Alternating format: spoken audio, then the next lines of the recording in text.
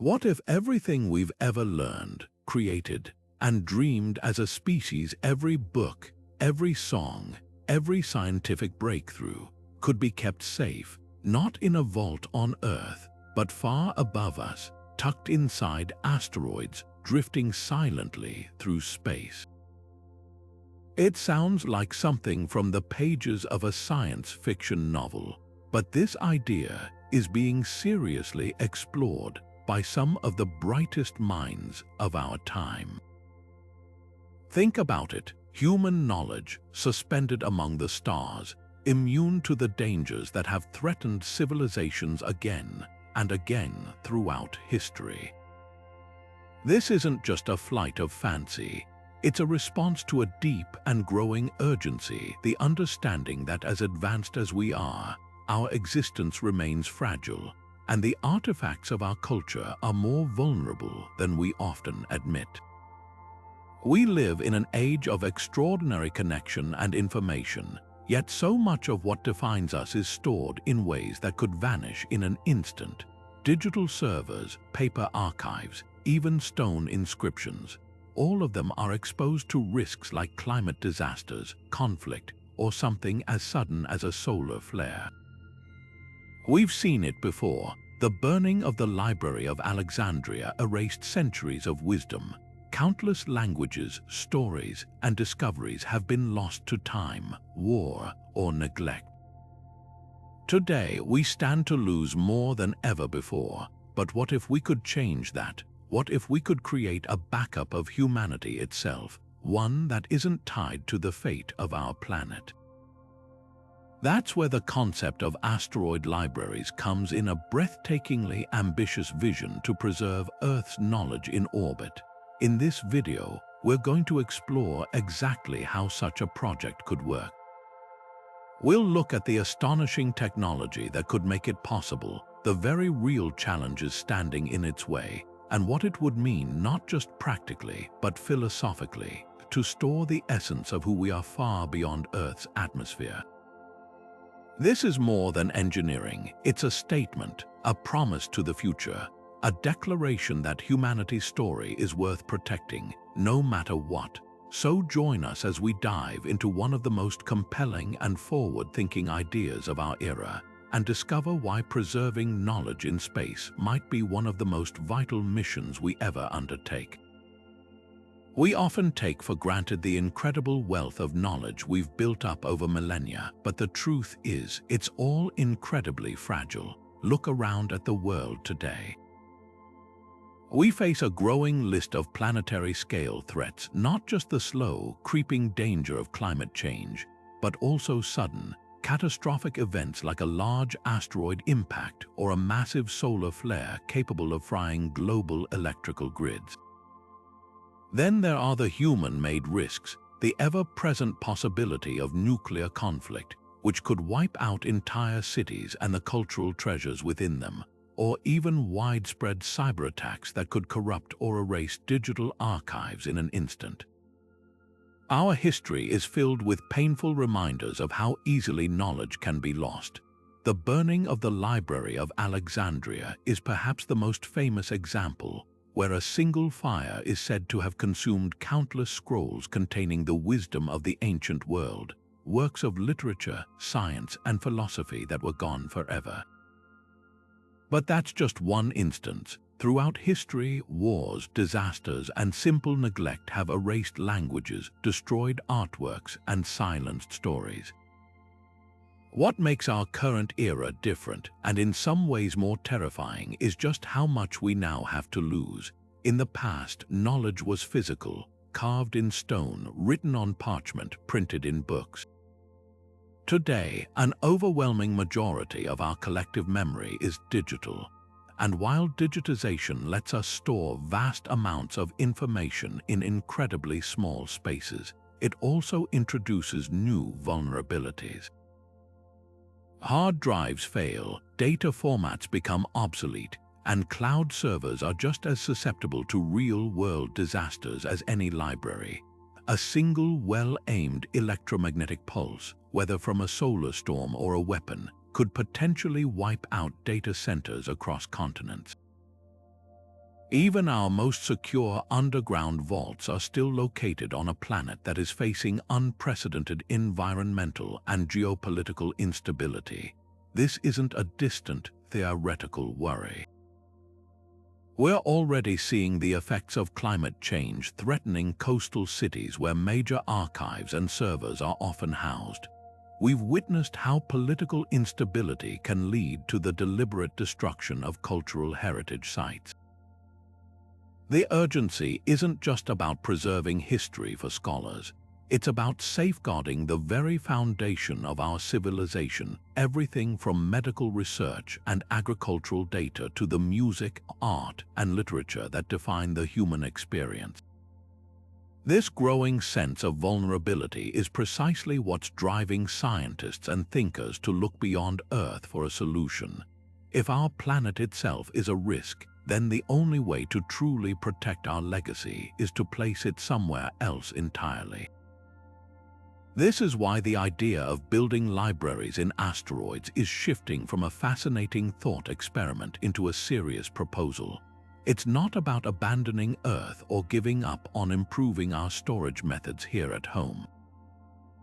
It's about creating an ultimate backup, a fail-safe designed to outlast any catastrophe, no matter how severe. In that light, asteroid libraries stop being a sci-fi fantasy and start looking like a necessary step for a species that wants to ensure its knowledge survives for thousands or even millions of years to come. So what exactly would these asteroid libraries look like and how would they function? Imagine taking a solid, rocky asteroid, perhaps one a few hundred meters across, and carefully excavating its interior to create a network of secure, protected chambers. Inside, we wouldn't just stack books or hard drives. Instead, we'd fill these cosmic vaults with some of the most advanced and durable storage mediums humanity has ever invented. Think about encoding the entirety of Wikipedia, every scientific paper ever published, and vast digital libraries of art and film onto tiny, quartz glass discs using 5-dimensional optical data storage, a technology that can theoretically preserve information for billions of years. Or consider storing that same data in the form of synthetic DNA, where a single gram could hold hundreds of thousands of gigabytes, representing a compact and incredibly resilient biological archive. These aren't just theoretical ideas. Experiments with both of these technologies are already underway, including tests on the International Space Station to see how they withstand the harsh environment of space. The goal is to create archives that are not only massive in scale but also incredibly tough, able to resist the constant bombardment of cosmic radiation, the extreme temperature swings between sunlight and shadow, and the occasional micrometeorite impact. And it's not just about digital data. We could also preserve physical analogs of our most important cultural artifacts. Imagine high-resolution, nanoscale etchings of the Rosetta Stone, the Mona Lisa, or the Declaration of Independence inscribed onto metal plates that could last for eons. The asteroid itself becomes the perfect protective shell. Its thick, rocky exterior provides a natural radiation shield, something that would be incredibly expensive to launch from Earth. Being in the vacuum of space, there's no moisture, no oxygen, and no biological life to cause decay or corrosion. The contents would be locked in a pristine, deep freeze environment, completely isolated from the turmoil and changes happening on our home planet. This makes them invulnerable to the very threats that make Earth-based storage so risky, whether it's a supervolcano eruption, a global war, or the slow, creeping impact of climate change. The concept brilliantly merges several cutting-edge fields. It takes the principles of archival science, which is all about preserving information for the long term, and combines it with the bold frontiers of space exploration and asteroid mining. It also leverages the latest breakthroughs in materials science to create storage devices that are practically immortal. This isn't just a backup drive in space. It's a purposeful reimagining of how a civilization can protect its collective memory. It shifts the paradigm from simply storing our knowledge to actively ensuring its survival across geological timescales, making the asteroid belt a new sanctuary for the story of humanity. But why choose asteroids of all places out of the vast emptiness of space? It turns out these drifting space rocks offer a unique combination of benefits that make them almost perfectly suited for this monumental task. First, consider their sheer abundance. Our solar system is filled with them, numbering in the millions, with a wide variety of sizes and compositions to choose from. We're not limited to just one location. We could establish a network of libraries across the solar system, creating a truly distributed and resilient backup system. Many of these asteroids reside in stable orbits, either in the main belt between Mars and Jupiter or as near-Earth objects that periodically swing by our planet. These orbits are far removed from the immediate dangers of Earth, placing our most precious knowledge safely beyond the reach of planetary disasters. Their inherent stability is another major advantage. Once placed or found in a predictable orbital path, an asteroid requires very little energy to maintain its position over incredibly long timescales. This gravitational predictability is crucial for a project meant to last millennia. We wouldn't want our cosmic library drifting off into the depths of interstellar space or crashing into a planet. Then there's the asteroid's physical structure itself. These aren't just loose piles of rubble. Many are solid bodies whose rocky exteriors provide a magnificent natural shield. They offer immediate protection from two of space's biggest threats, solar radiation and micrometeorite impacts. Instead of having to launch enormous amounts of heavy shielding from Earth, we can use the asteroid's own mass. Engineers envision robotic crews hollowing out caverns within these rocks, creating ready-made, pre-shielded chambers that would be far simpler and cheaper to prepare than building a free-floating space station from scratch. This approach transforms a potential obstacle, the solid rock, into the project's greatest asset. Perhaps one of the most compelling advantages is the potential for using the asteroid's own resources, a concept known as in situ resource utilization. Many asteroids are rich in valuable minerals, metals like iron and nickel, and even water ice. This water ice is particularly exciting because it can be split into hydrogen and oxygen to create rocket fuel. This means the very asteroids that house our libraries could also serve as cosmic gas stations, enabling maintenance robots to refuel on site or facilitating future missions that might need to retrieve data. The metals could be extracted and used for construction, for creating additional storage units, or for printing replacement parts right there in space. This drastically reduces the amount of material we would need to launch from Earth's deep gravity well, which is one of the most expensive and limiting factors in any space mission. By leveraging the materials already available in space, the entire project becomes more feasible, sustainable, and scalable. This isn't just about building an isolated time capsule. It's about thoughtfully integrating knowledge preservation into the broader, emerging infrastructure of space exploration. An asteroid library wouldn't be a lonely outpost. It could become a node in a future interplanetary network, a waypoint for spacecraft, and a foundation for a more permanent human presence throughout the solar system.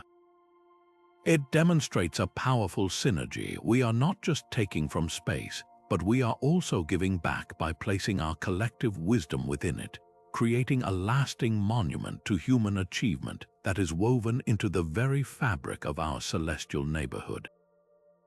Of course, storing our most precious knowledge inside an asteroid is one thing. but ensuring that data survives for millennia in the brutal environment of space is an entirely different challenge. We can't just send up a stack of today's hard drives and expect them to last.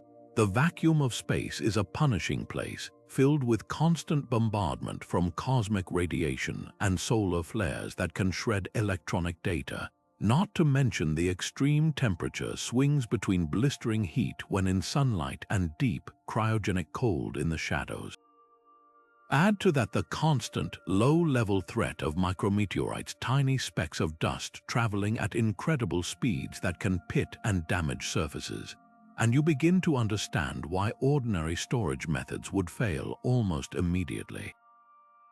This demands a leap forward in archival technology, pushing us to develop media that aren't just incrementally better, but are fundamentally designed for near immortality. The good news is we're already building them. One of the most promising technologies is known as 5-dimensional or 5D optical data storage. This isn't just a fancy version of a DVD. Imagine a small, transparent disk of pure quartz glass, no larger than a coin.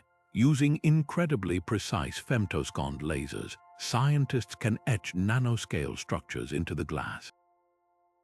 These structures are read not just by their position, the 3 spatial dimensions we're familiar with, but also by their size and orientation, creating those 2 additional dimensions of information.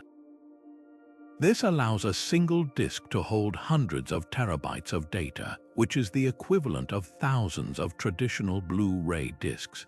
But the real magic is its longevity. Quartz glass is incredibly stable and chemically inert. It has a very high melting point and is highly resistant to radiation. Manufacturers of this technology estimate that under stable conditions, the data stored in this way could remain readable for up to 13.8 billion years. That's longer than the current age of the universe itself. It's a medium that could truly outlive our sun. Then there's an approach that takes its inspiration from nature itself, synthetic DNA data storage. Life on Earth has used DNA as an information storage molecule for billions of years, and we can now harness that same incredible density and durability. The concept is breathtakingly simple in theory. We translate the ones and zeros of digital data into the 4-letter genetic code of AS, TS, CS, and GS. We then synthesize that DNA sequence from scratch. The result is a biological-based archive of almost unimaginable compactness. A single gram of synthetic DNA could theoretically store over 215 million gigabytes of data. To put that in perspective, you could fit the entire contents of the internet into a container about the size of a shoebox, and DNA is remarkably robust. When dried and cooled, it can survive for thousands of years, as evidenced by our ability to sequence genomes from ancient fossils. It's resistant to electromagnetic pulses, and if stored properly within the shielded environment of an asteroid, largely protected from radiation degradation. And crucially, these aren't just whiteboard concepts. These technologies are being rigorously tested in the exact environment they're designed for. Experiments featuring both 5D quartz glass and DNA data storage have already been conducted on the International Space Station. Samples are mounted on the exterior of the station, exposed to the full fury of the space environment for months or years at a time, before being brought back to Earth to see if the data is still perfectly intact. These early results are providing invaluable data on real-world performance, helping engineers refine and harden these systems for their ultimate mission.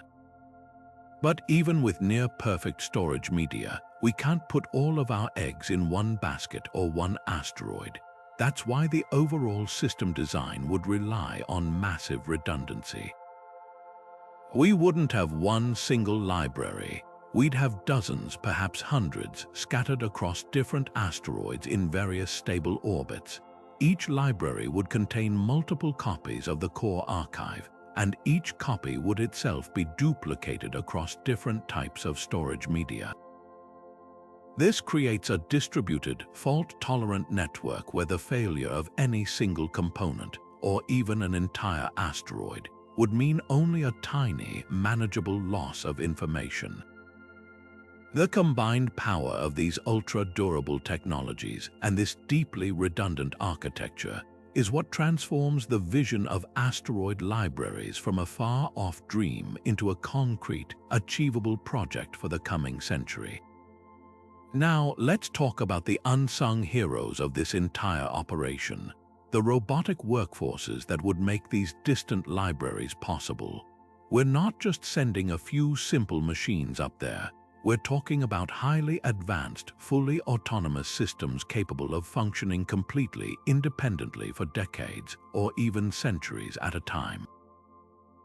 The sheer distance involved makes real-time human control impossible. A command signal from Earth could take tens of minutes to reach an asteroid in the main belt, and another tens of minutes for a confirmation to come back. That kind of delay is utterly unworkable for precise construction work or emergency repairs.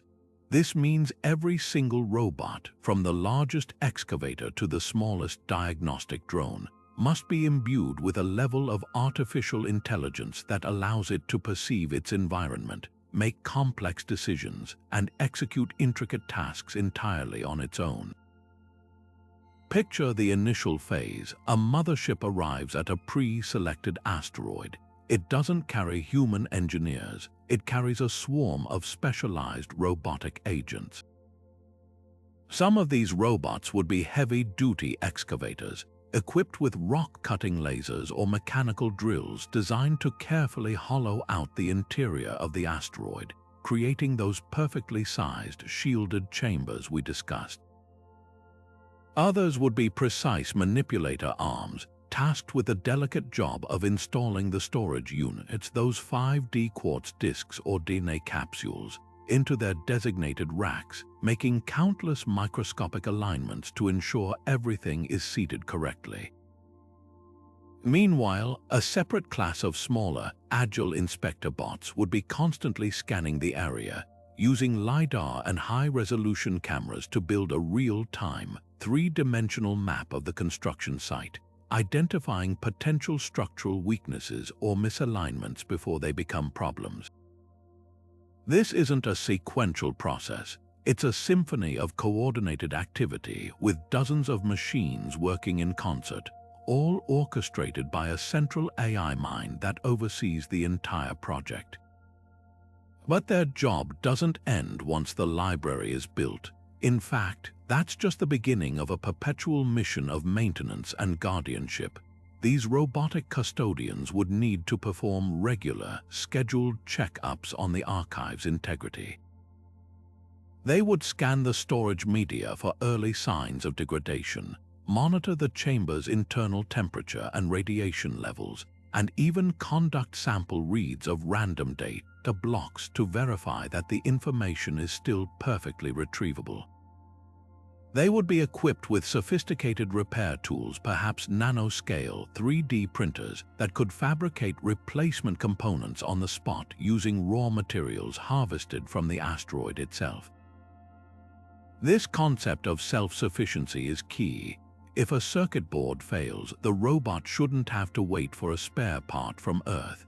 It should be able to either print a new one or cannibalize a non-essential system from elsewhere to make the repair. Getting these robots from one asteroid library to another presents its own fascinating engineering challenge. They wouldn't use traditional, fuel-guzzling chemical rockets for these inter-asteroid journeys.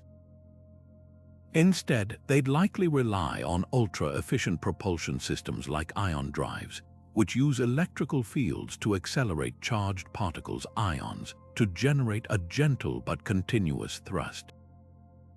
While the acceleration is slow, it's incredibly efficient, allowing a robot to travel vast distances on a very small amount of propellant.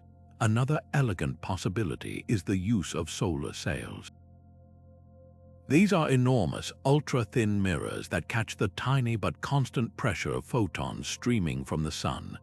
A maintenance bot equipped with a solar sail could essentially cruise between asteroids for free, using the light of the sun itself as its engine, making the entire network far more sustainable.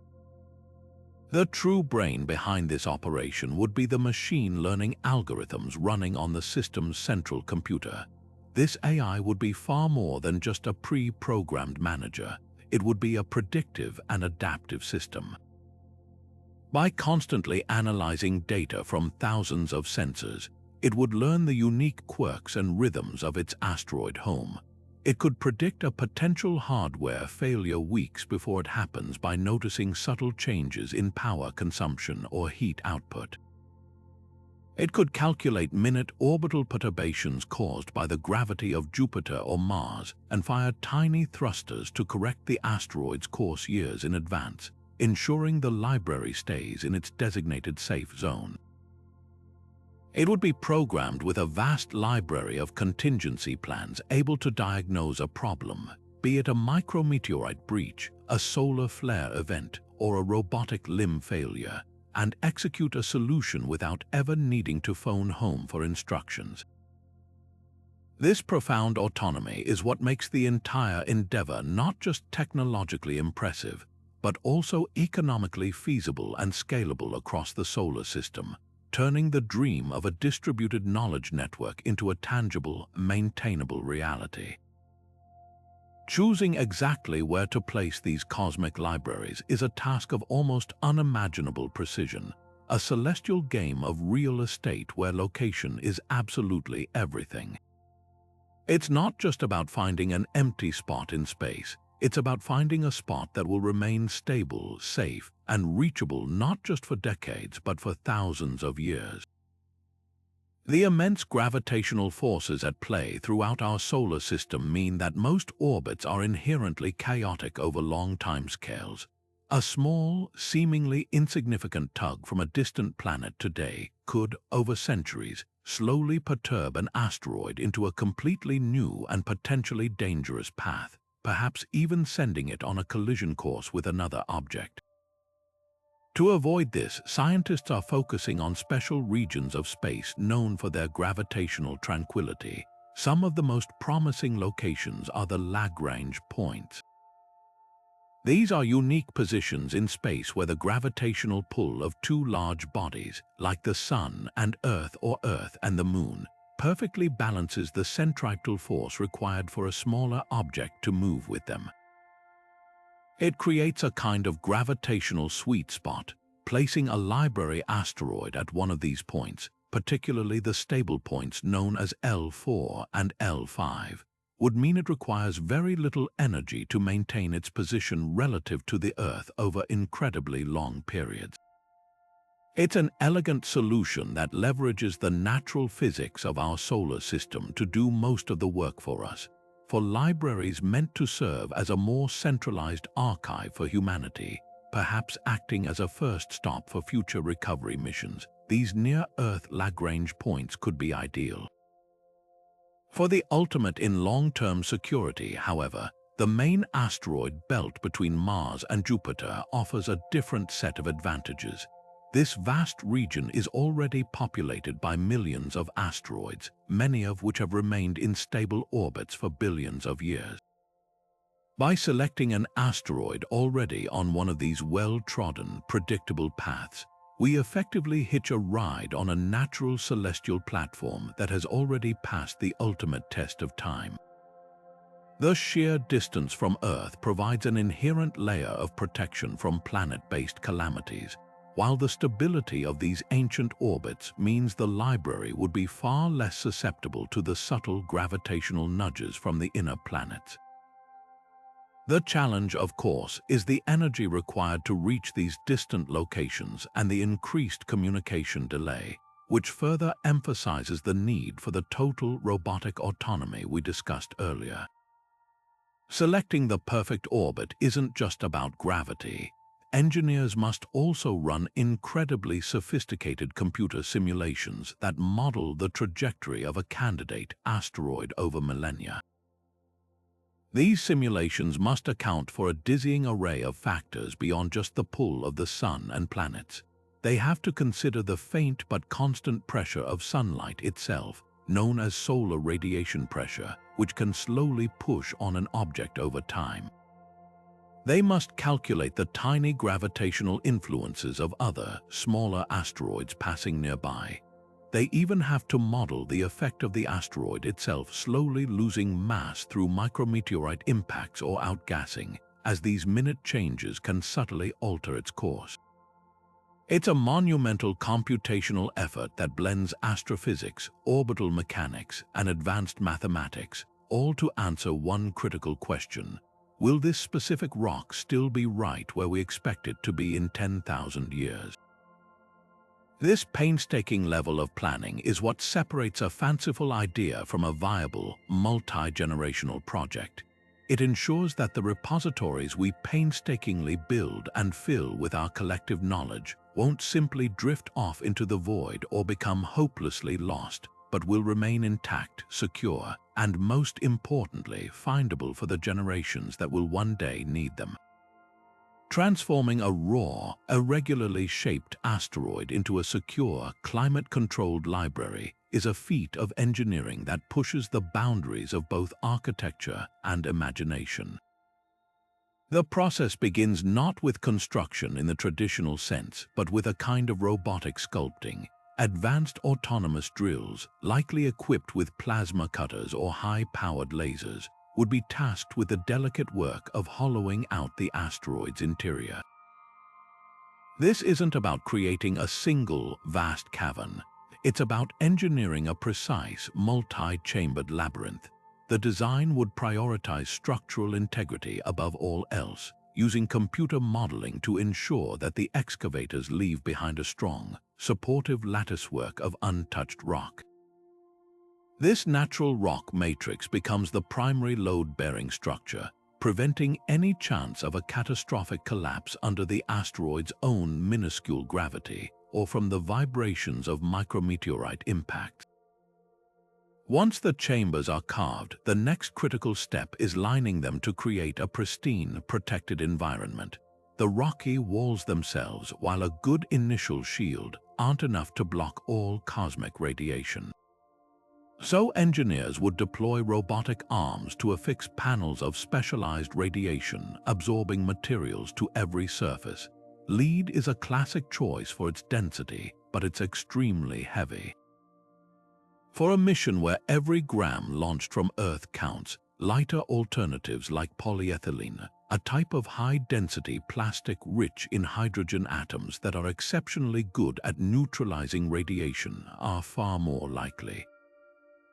These linings would be applied in multiple layers, perhaps sandwiched with other advanced composites, creating a defensive shell within a shell.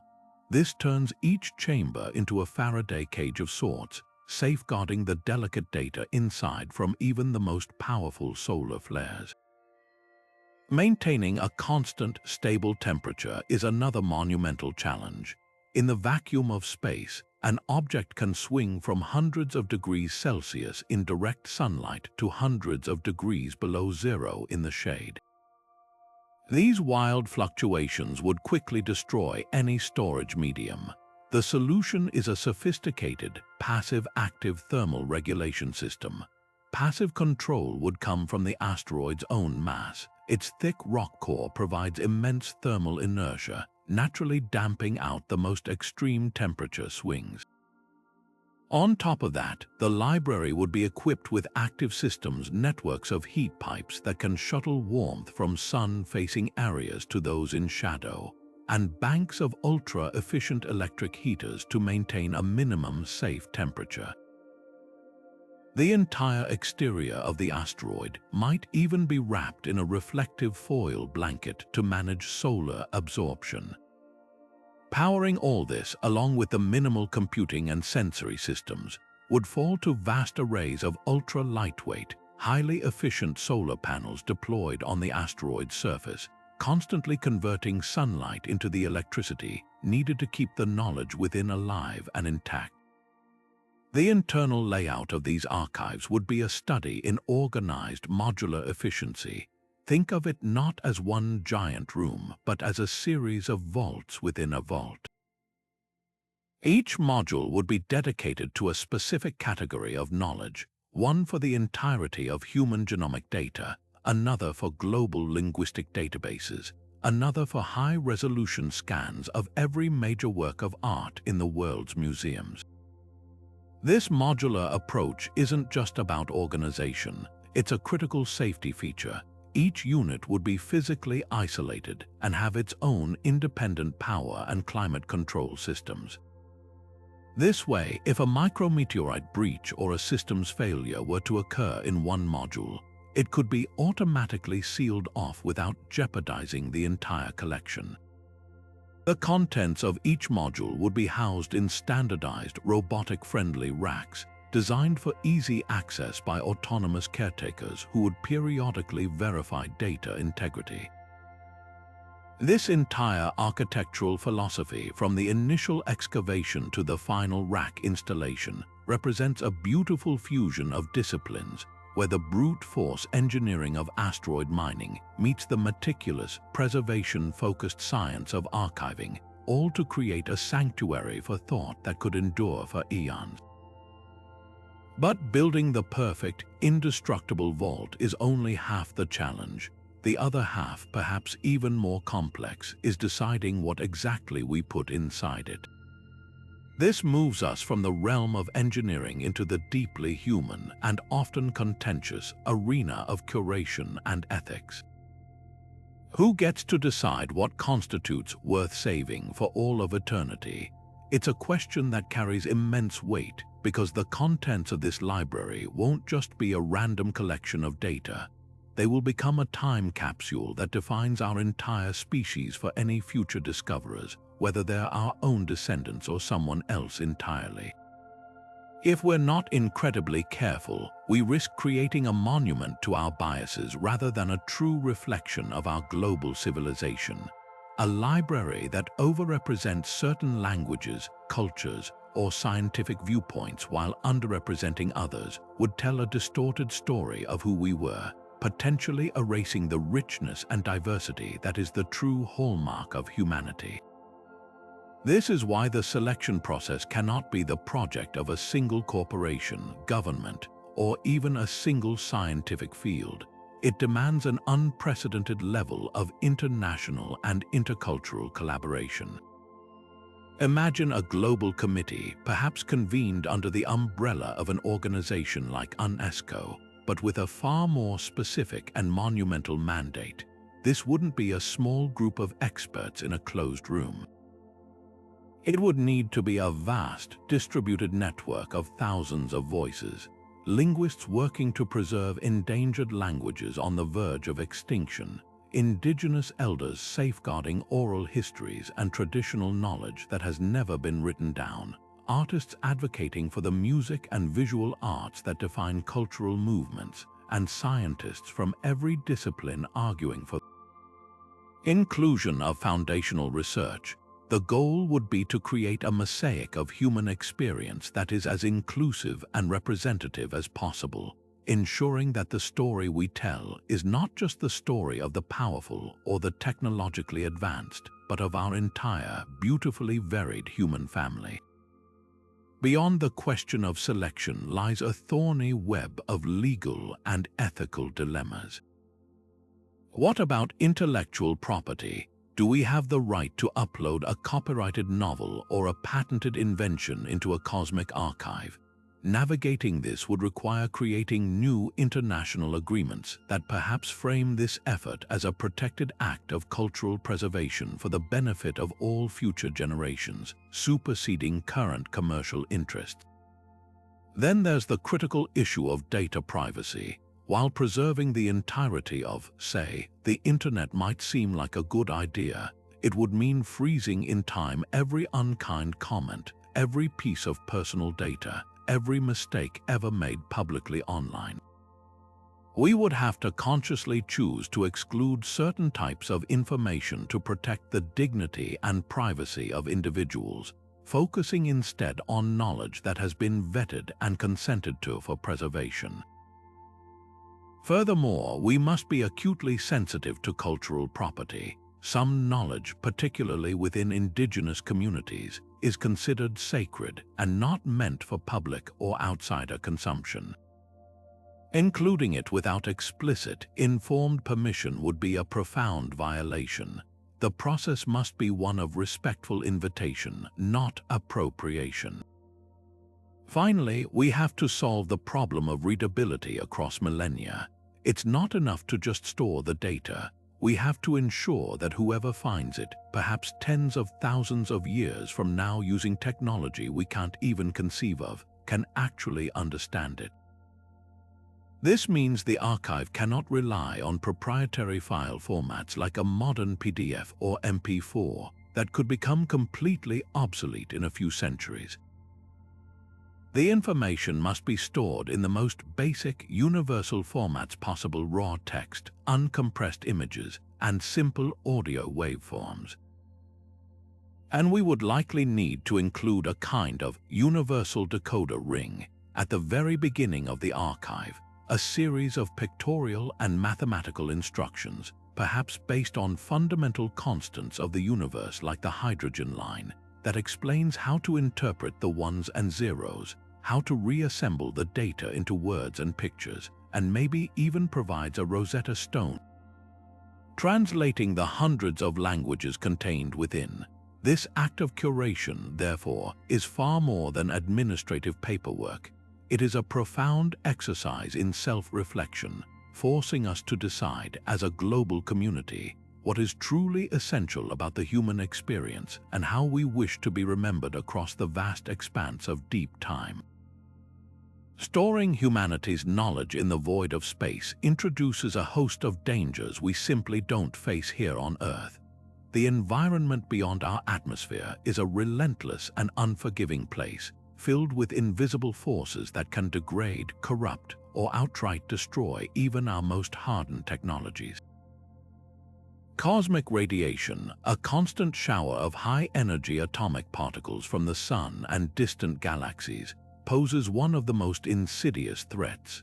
This radiation can slowly flip the microscopic bits that make up digital data, causing something called bit rot, where information gradually becomes corrupted and unreadable over time. Then there are solar flares, sudden and violent eruptions on the Sun's surface that can unleash waves of radiation and charged particles powerful enough to fry electronics and scramble data systems. And we can't forget the physical danger of impact.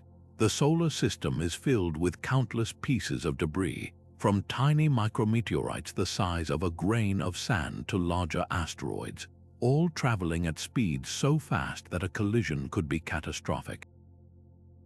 To build a system that can withstand these assaults for millennia, engineers are designing with a philosophy of deep redundancy and layered defense. The first and most crucial layer is the shielding itself. While the asteroid's rocky bulk provides excellent natural protection, it's not enough on its own.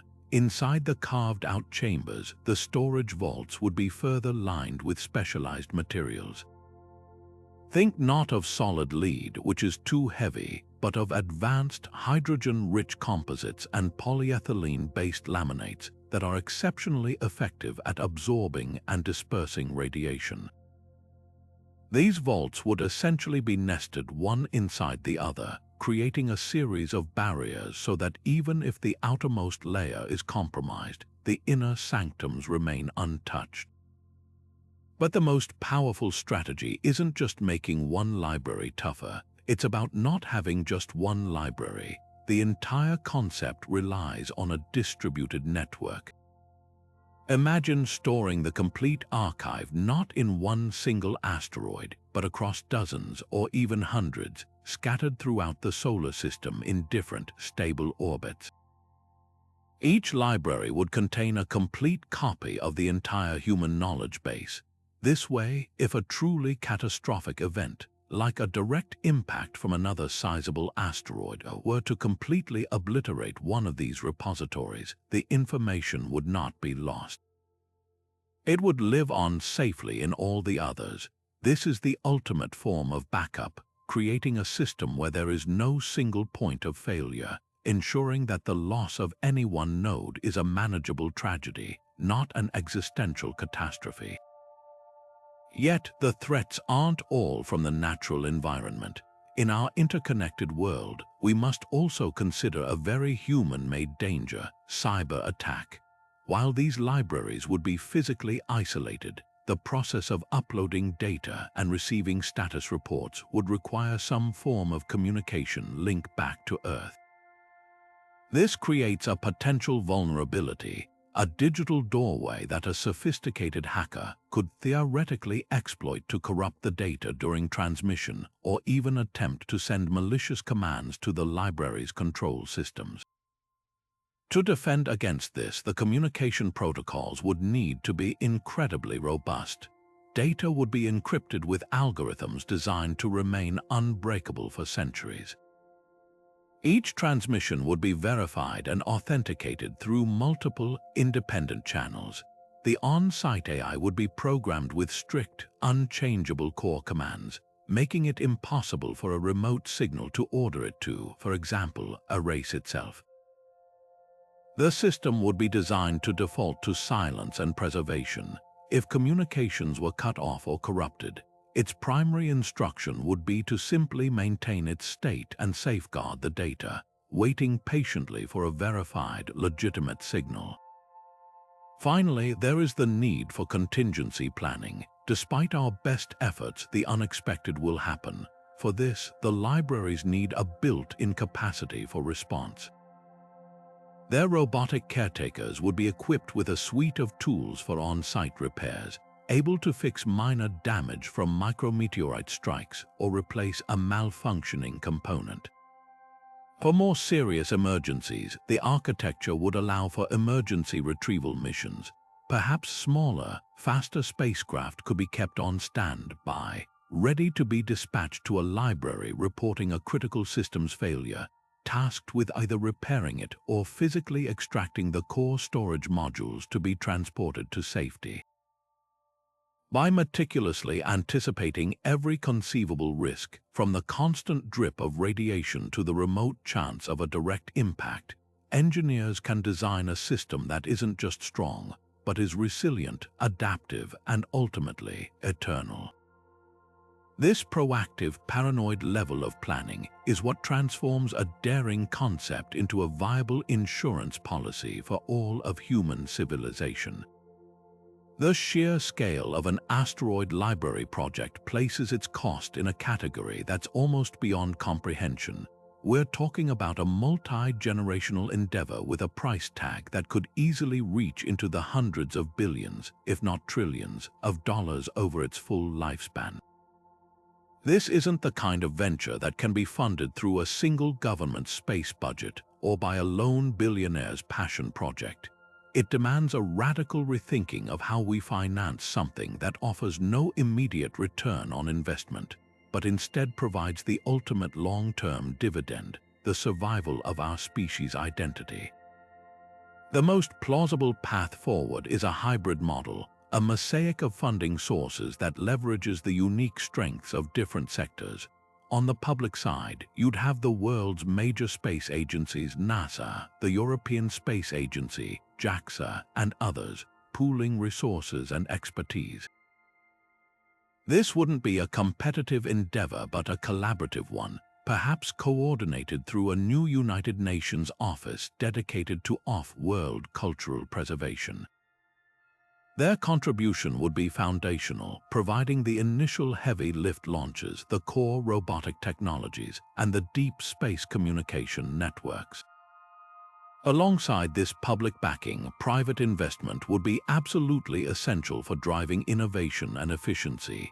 Companies like SpaceX, Blue Origin, and other emerging players in the asteroid mining sector have a direct commercial interest in developing the very technologies needed for this project: advanced propulsion, autonomous robotics, and in situ resource utilization.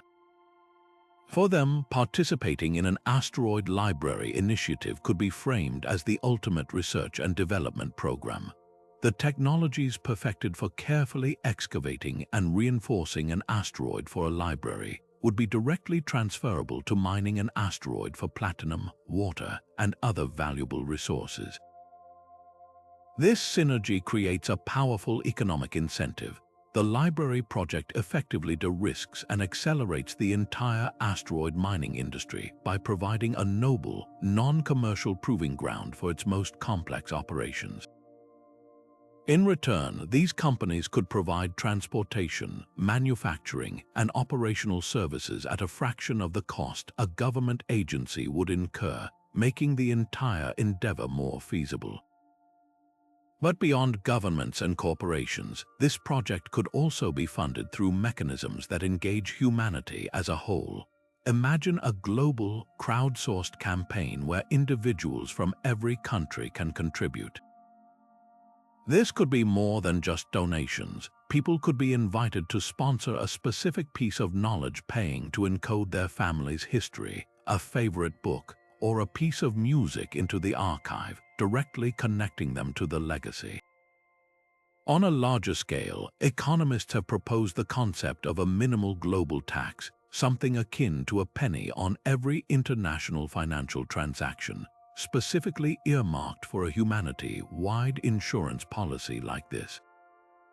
Framing it not as a cost, but as a premium we all pay to ensure our collective memory against planetary-scale disaster, makes the economics feel less abstract and more like a pragmatic, shared responsibility.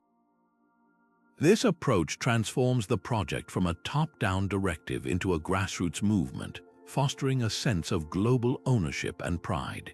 The economic model doesn't have to be a black hole of expenditure either. It can be designed to generate some value. While the core archive would remain a protected, sacred trust, there could be provisions for managed access. Research institutions might pay licensing fees to retrieve specific datasets, creating a small but steady revenue stream. The immense technological challenges involved will inevitably lead to spin-off innovations with huge commercial potential here on Earth. The radiation-hardened data storage developed for the libraries could revolutionize how we protect critical servers on Earth from solar storms. The autonomous AI systems designed to manage the libraries for millennia could lead to breakthroughs in everything from self-repairing infrastructure to long-term environmental monitoring systems. These secondary benefits and inventions help offset the initial investment, making the financial case stronger. When you weigh the almost unimaginable cost against the even more unimaginable cost of losing everything, the investment begins to look not just justified, but essential, the most profound insurance policy humanity has ever taken out on itself. While the engineering hurdles are monumental, the legal and diplomatic challenges of establishing libraries in space are arguably just as complex, forcing us to confront questions we've never had to answer before.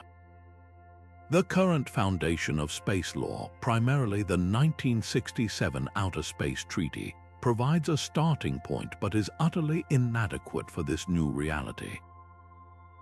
The treaty brilliantly establishes that outer space is the province of all mankind, not subject to national appropriation by claim of sovereignty. This means no single country can plant a flag on an asteroid and declare it their sovereign territory. However, it says very little about the nuanced issues of using celestial bodies for specific, proprietary projects. If a consortium from several nations hollows out an asteroid, installs advanced machinery, and fills it with data, who actually owns that specific, modified object? Is it still a celestial body belonging to everyone, or does the act of transformation create a new form of property right? This isn't a theoretical debate. It's a practical necessity for securing investment and defining responsibility. This leads directly to the even more profound question of who owns the knowledge itself. The data within the library could be considered a separate entity from the asteroid that houses it. Would the collective works of humanity, painstakingly gathered and preserved, be considered a global commons, freely accessible to any future civilization that can reach it? Or would the nations and organizations that funded the project retain some form of copyright or control over its distribution? Imagine a scenario generations from now where a recovering Earth, or perhaps an off-world colony, needs to access the library to reboot its civilization. Would they face a paywall or intellectual property lawsuits from a long-defunct corporation whose ancestors helped build the archive? The potential for conflict is immense, which is why establishing clear, equitable access protocols from the very beginning is not just idealistic, it's a critical security measure. The goal must be to prevent any single entity, whether a country or a company, from monopolizing humanity's collective knowledge and holding it hostage. To navigate this uncharted legal territory, we would likely need to create a new international regulatory body, specifically chartered to govern these off-world archives.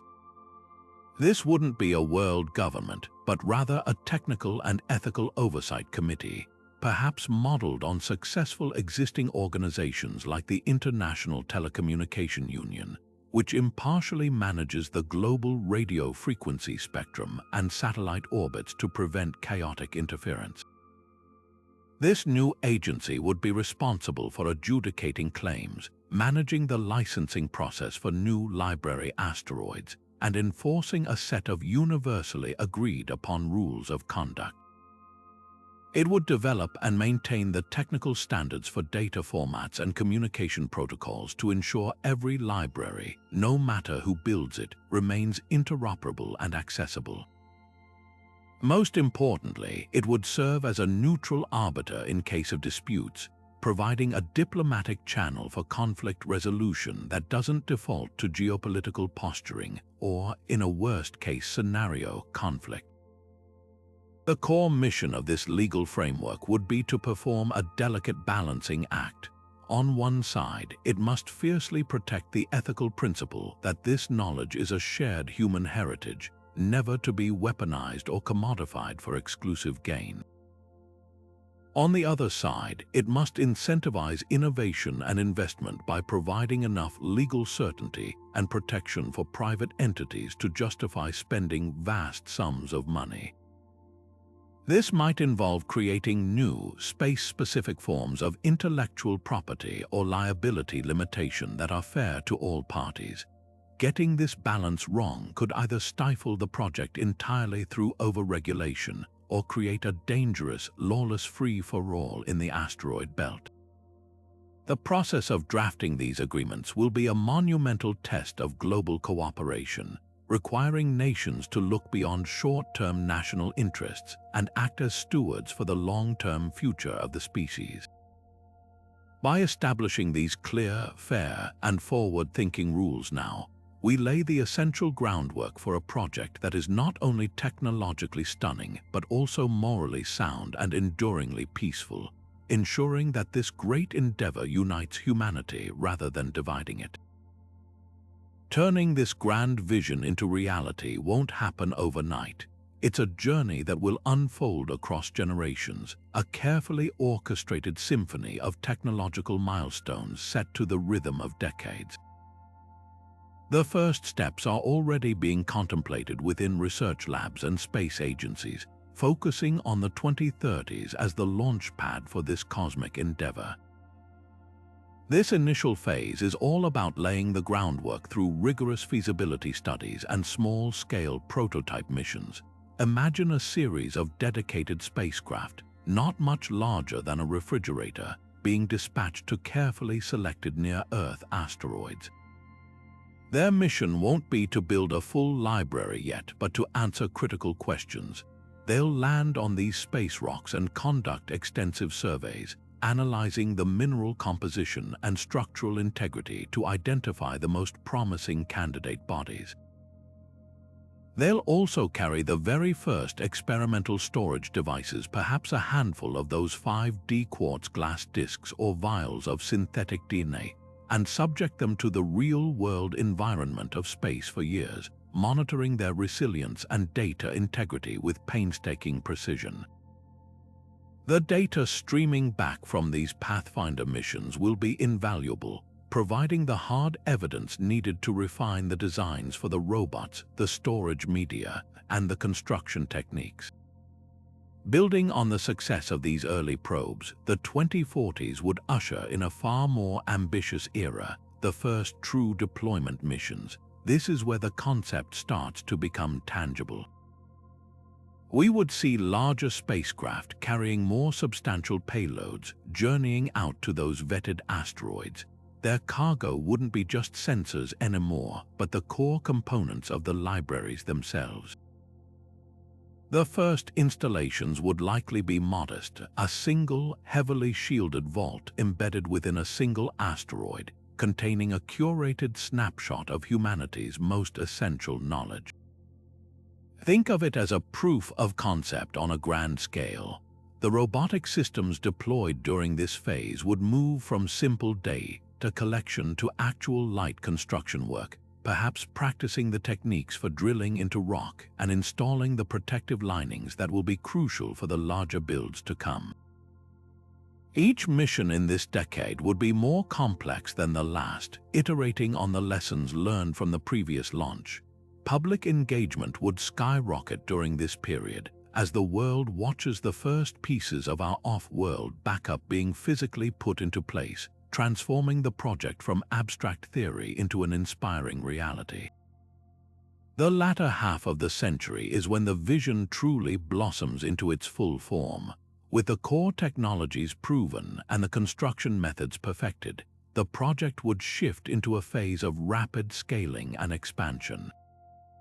The goal for the late 21st century is nothing less than full operational capability, a distributed network of asteroid libraries, each housing a complete copy of the archive, strategically positioned across stable orbits in the inner solar system and the main asteroid belt. This would require a veritable fleet of autonomous construction vessels, working in concert to establish new repositories at a steady pace. The process would become increasingly efficient, perhaps leveraging materials mined from the asteroids themselves to build new storage units on site, drastically reducing the need to launch everything from Earth. This isn't the end of the journey, but the beginning of its permanent phase. The library network would be designed for continuous, open-ended expansion. As our own knowledge grows exponentially here on Earth, regular update missions would be sent out to deposit new data, ensuring the archive doesn't represent a single moment in time, but remains a living, growing record of our civilization. This meticulous step-by-step timeline isn't just about caution.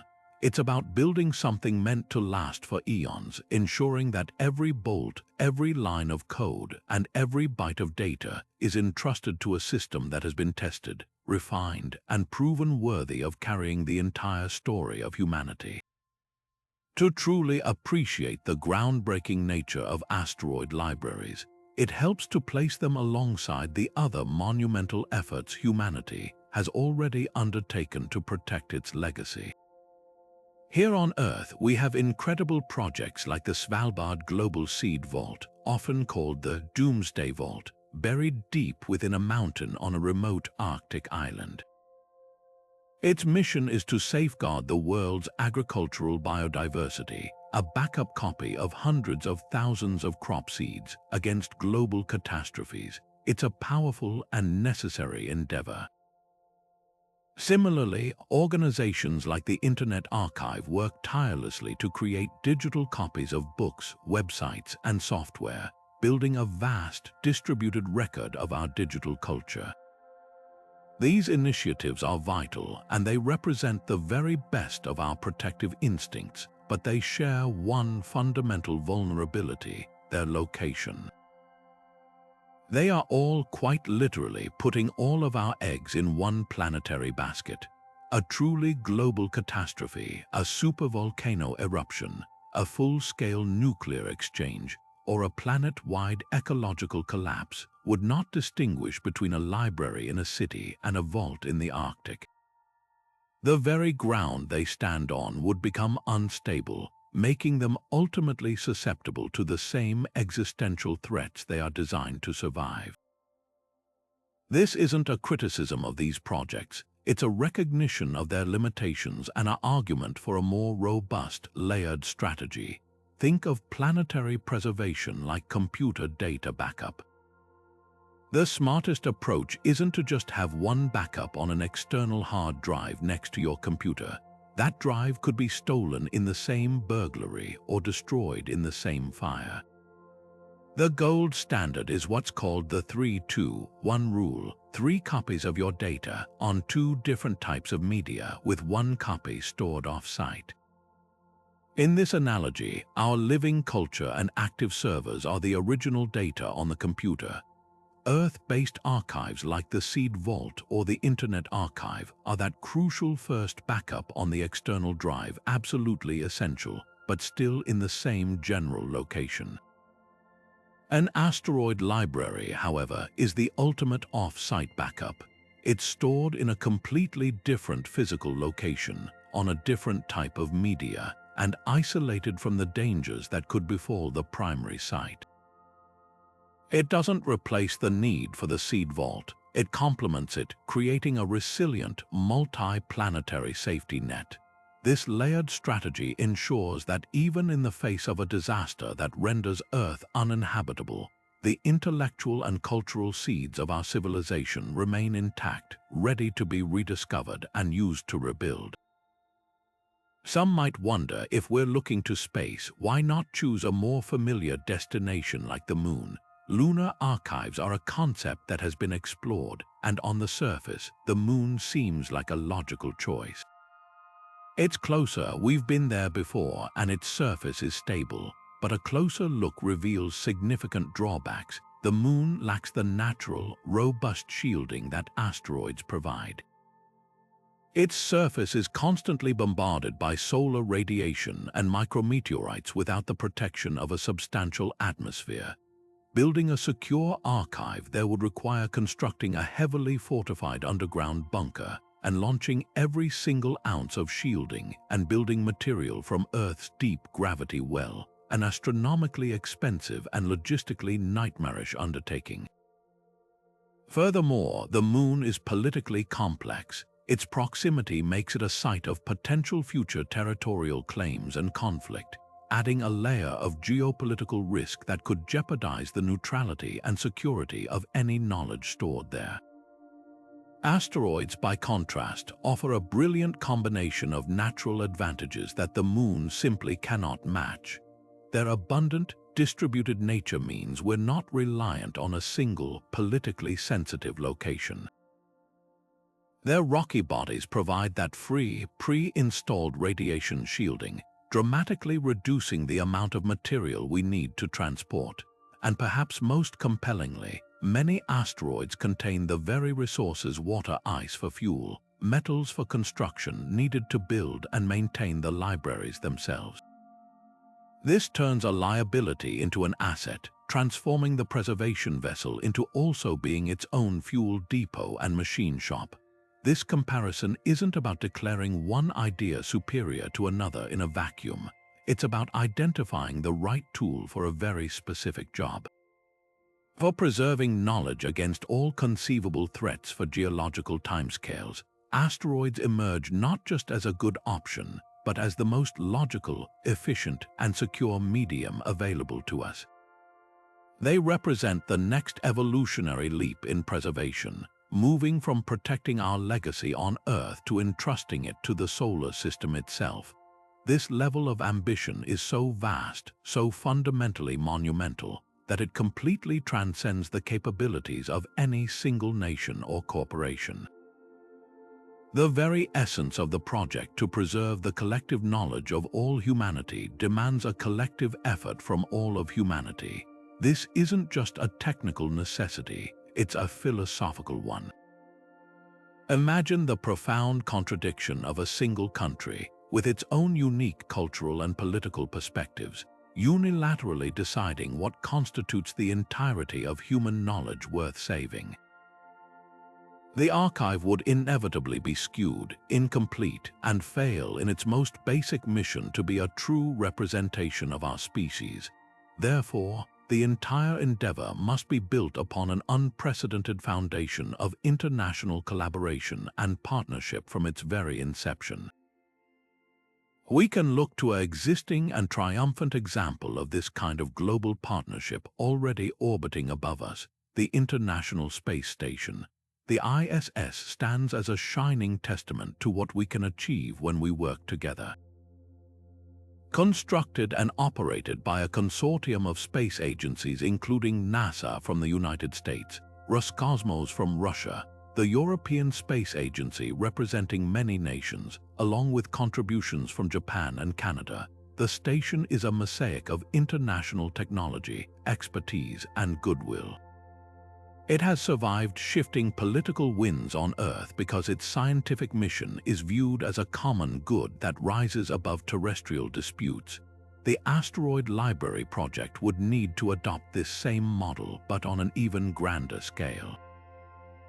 A dedicated international task force, perhaps under the auspices of the United Nations Committee on the Peaceful Uses of Outer Space, would be essential.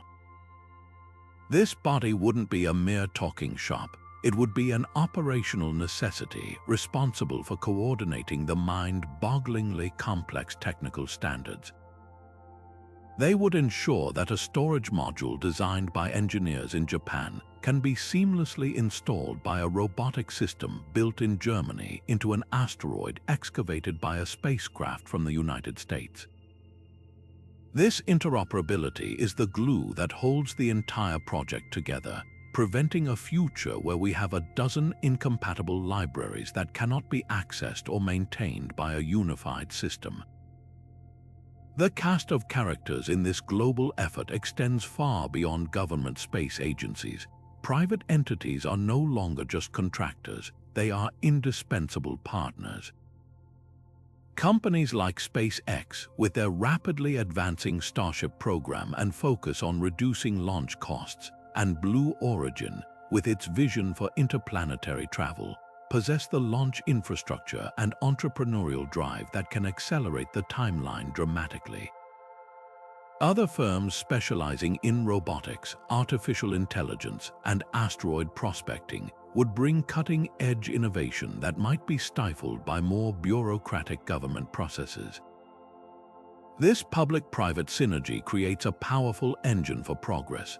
The public sector provides the long-term vision, stable funding, and international diplomatic framework, while the private sector injects efficiency, agility, and technological daring. Furthermore, academic institutions and non-profit cultural organizations from every corner of the globe must have a seat at the table. Linguists from universities, curators from the world's great museums, and digital archivists from libraries all possess the specialized knowledge required to properly curate the contents of the archive, ensuring it is not just a technical marvel, but a culturally respectful and representative one. Perhaps one of the most beautiful and unexpected outcomes of such a vast collaborative project is its potential to act as a powerful force for global solidarity and diplomacy. When thousands of scientists, engineers, and scholars from every culture on Earth are united by a common, awe-inspiring goal that exists entirely outside of earthly conflicts, it forges bonds that are incredibly resilient. Working side by side to solve a problem that benefits all of humanity, regardless of nationality or creed, fosters a shared identity as citizens of a planet, not just a country. This project could become a permanent conduit for peaceful cooperation, a constant reminder that our greatest achievements are never accomplished in isolation but through collective will and shared purpose. The process of building these cosmic libraries would, in itself, leave behind a legacy of improved international relations and a strengthened global community, proving that the journey to preserve our past might be the very thing that secures a more unified future. While the primary mission of these asteroid libraries is to serve as a silent, protective vault for our collective knowledge, their potential extends far beyond mere storage. These outposts, positioned in the most extreme environments imaginable, could become dynamic hubs for groundbreaking scientific discovery, transforming from passive archives into active laboratories that accelerate our understanding of the universe. The very act of building and maintaining them will generate an avalanche of new data, but their location offers a unique platform for experiments that are simply impossible to conduct on Earth. Imagine the library not just as a time capsule, but as a fully equipped research station, its rocky walls housing instruments that peer into the depths of space and test the limits of technology. One of the most immediate and valuable research opportunities lies in the asteroids themselves. By selecting, surveying, and modifying these space rocks to become our libraries, we will gain an unprecedented intimate understanding of their composition, structure, and history. Each asteroid is a frozen relic from the dawn of the solar system, a pristine sample that has been largely untouched for over 4 billion years. The robotic excavation process will allow geologists and planetary scientists to analyze the distribution of minerals, the presence of water ice within microscopic pores, and the precise mechanical properties of the rock. This isn't just academic. This data is the holy grail for the future of space exploration and in situ resource utilization. Understanding exactly how to mine and process asteroidal material is the key to building sustainable habitats on the Moon or Mars, manufacturing fuel for deep space missions, and constructing large-scale structures in orbit without the crippling cost of launching everything from Earth. The Library project effectively becomes the most ambitious and comprehensive asteroid prospecting mission ever conceived, paying for itself in part by the invaluable resource maps it creates. Furthermore, the libraries present a perfect real-world testing ground for the very technologies they rely on. The 5-dimensional quartz glass and synthetic DNA storage media will be living in the environment they were designed for, but now scientists can monitor them with an incredible level of detail. We can study the real long-term effects of cosmic radiation on data integrity, not just accelerated lab tests. We can observe how micrometeorite dust slowly accumulates on surfaces and develop strategies to keep optical readers clean. We can refine our autonomous robotic systems in a truly remote and challenging setting, pushing the boundaries of artificial intelligence and machine learning as these robots learn to diagnose new problems and invent solutions without any human guidance. The lessons learned here will ripple back to Earth, leading to more robust data centers, more reliable autonomous vehicles, and new materials that can withstand extreme conditions in industrial applications. The library is a perpetual beta test for the future of resilient technology. The research potential extends into the realm of pure science as well. The deeply shielded, quiet interior of an asteroid, isolated from the magnetic and radio noise of Earth, could be an ideal place to situate sensitive astronomical instruments. Telescopes designed to observe the cosmos in wavelengths that are blocked by our atmosphere, or detectors listening for the faint whispers of dark matter, would operate with unparalleled clarity. The libraries could also serve as way stations for sample return missions from more distant bodies. A spacecraft returning from a comet or Mars moon could dock at a library asteroid, safely deposit its potentially biologically sensitive samples into a quarantine lab module housed within the vault, and have those samples analyzed remotely by scientists on Earth before making the final leg of the journey home. This would add a critical layer of planetary protection. And for the field of astrobiology, what better place to study the limits of life than in a controlled, off-world environment? Experiments could test how microorganisms or tiny, resilient tardigrades fare in the low-gravity, high-radiation environment of an asteroid, providing clues about the possibility of life being transported between planets and informing the search for biosignatures elsewhere in our solar system. This dual identity as both a sanctuary for our past and an engine for our future discovery makes the Asteroid Library not just an insurance policy, but one of the most productive scientific investments we could possibly make. Beyond their practical function as a cosmic backup drive, asteroid libraries would carry a cultural weight unlike any structure we have ever built. They would become, in a very real sense, the pyramids of our modern era, monuments not to a single pharaoh, but to the entire human intellect and spirit. For millennia, wonders like the Great Pyramid of Giza or the Colossus of Rhodes have captured our imagination, serving as powerful symbols of what a civilization could achieve at its peak. They told a story of ambition, devotion, and technological mastery. An asteroid library would tell a similar story, but for a globalized digital age. It would symbolize our unique duality as a species, deeply rooted on our home planet, yet with an unwavering curiosity that pushes us to reach for the stars. It is a testament to our resilience, a declaration that we are aware of our own fragility and are taking proactive, almost unimaginably ambitious steps to ensure that a record of our existence persists. This act of preservation is perhaps one of the most selfless things humanity could ever do. We are investing vast resources into a project whose primary beneficiaries we will never meet. We are packaging our greatest triumphs and most painful lessons into a format designed to be opened by generations tens of thousands of years from now, or perhaps even by other intelligences entirely. This transforms the endeavor from a simple engineering challenge into a profound moral commitment to the future. It's a promise that our story, with all its beauty, complexity, and contradiction, is worth saving. It echoes the sentiment behind time capsules buried in town squares but elevated to a cosmic scale. We are not just leaving behind a few artifacts for our grandchildren. We are sending a message across the eons saying, "We were here, we learned, we created, and we cared enough to try and send this forward to you."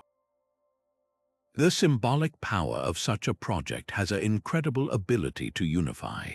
In a world often divided by borders, politics, and ideologies, the vision of preserving human knowledge for the benefit of all future life offers a rare and powerful common goal. It can inspire a renewed sense of global identity, a feeling of being part of a single human family with a shared destiny.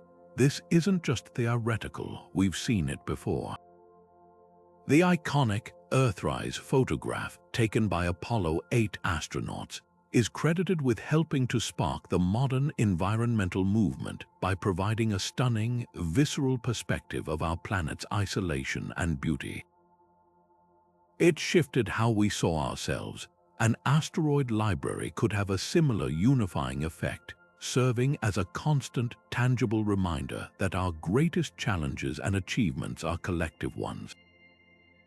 This symbolism naturally fuels creativity, becoming a wellspring of inspiration for art, literature, and music. Imagine the novels that could be written about the silent guardians drifting in the dark, the poems pondering the messages they carry, or the symphonies composed to capture the grandeur of the endeavor. Artists would be drawn to the profound themes it represents: memory, time, legacy, and the human urge to connect across unimaginable distances. It would become a cornerstone of our cultural narrative, a story we tell ourselves about who we are and who we aspire to be.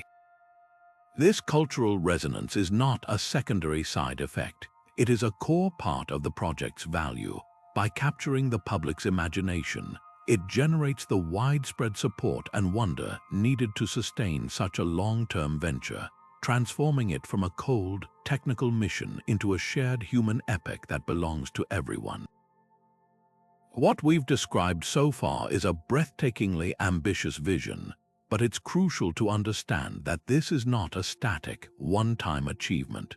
The true genius of the asteroid library concept lies in its inherent scalability and its potential to evolve, transforming and expanding in lockstep with humanity's own technological and biological journey.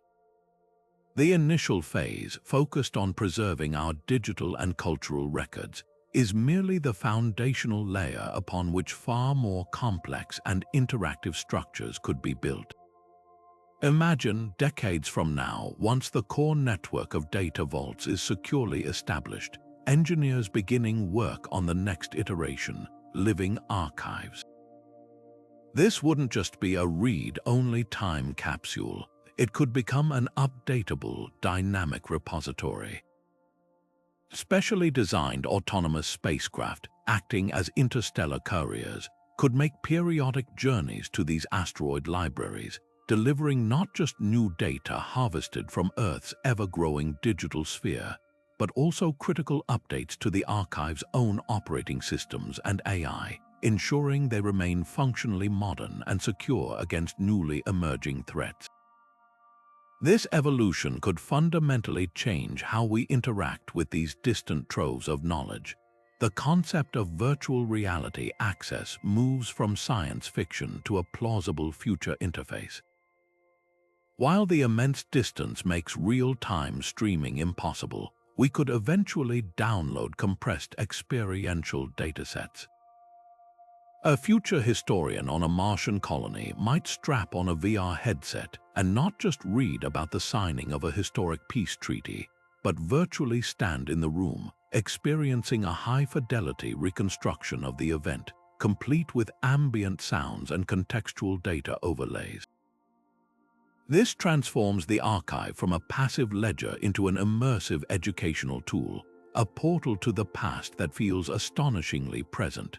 The libraries themselves could become more interactive internally, with their caretaker AI systems programmed to become conversational guides. Instead of merely retrieving a specific data file, a user could pose complex, interpretive questions, and the AI, having access to the entire corpus of human knowledge, could synthesize an answer, drawing connections between ancient philosophy and modern physics that no human scholar could possibly hold in their mind at once. Perhaps the most profound expansion lies in the realm of biology.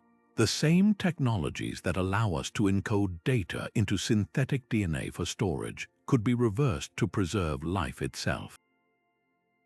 The logical next step beyond a data library is a biological ark. Specially designed, cryogenically shielded modules within these asteroids could house the full genetic sequences of Earth's biosphere, not just the genomes of humans, but of every known plant, animal, insect, and microorganism. This would be the ultimate insurance policy against a true planetary extinction event. But we could go even further. With advances in synthetic biology, we might not just store genetic blueprints, we could preserve actual biological samples. Imagine vaults containing frozen seeds, sperm, and egg cells from endangered species, or even cultures of crucial bacteria essential for healthy ecosystems and soil. This transforms the asteroid from a library of information into a literal seed bank for an entire planet. A frozen garden waiting among the stars to one day help replant a barren Earth or terraform a new world. The drive for greater security will also push the physical boundaries of this project. As propulsion technology leaps forward, moving from efficient ion drives to perhaps matter-antimatter engines or other theoretical concepts, the entire solar system becomes our canvas.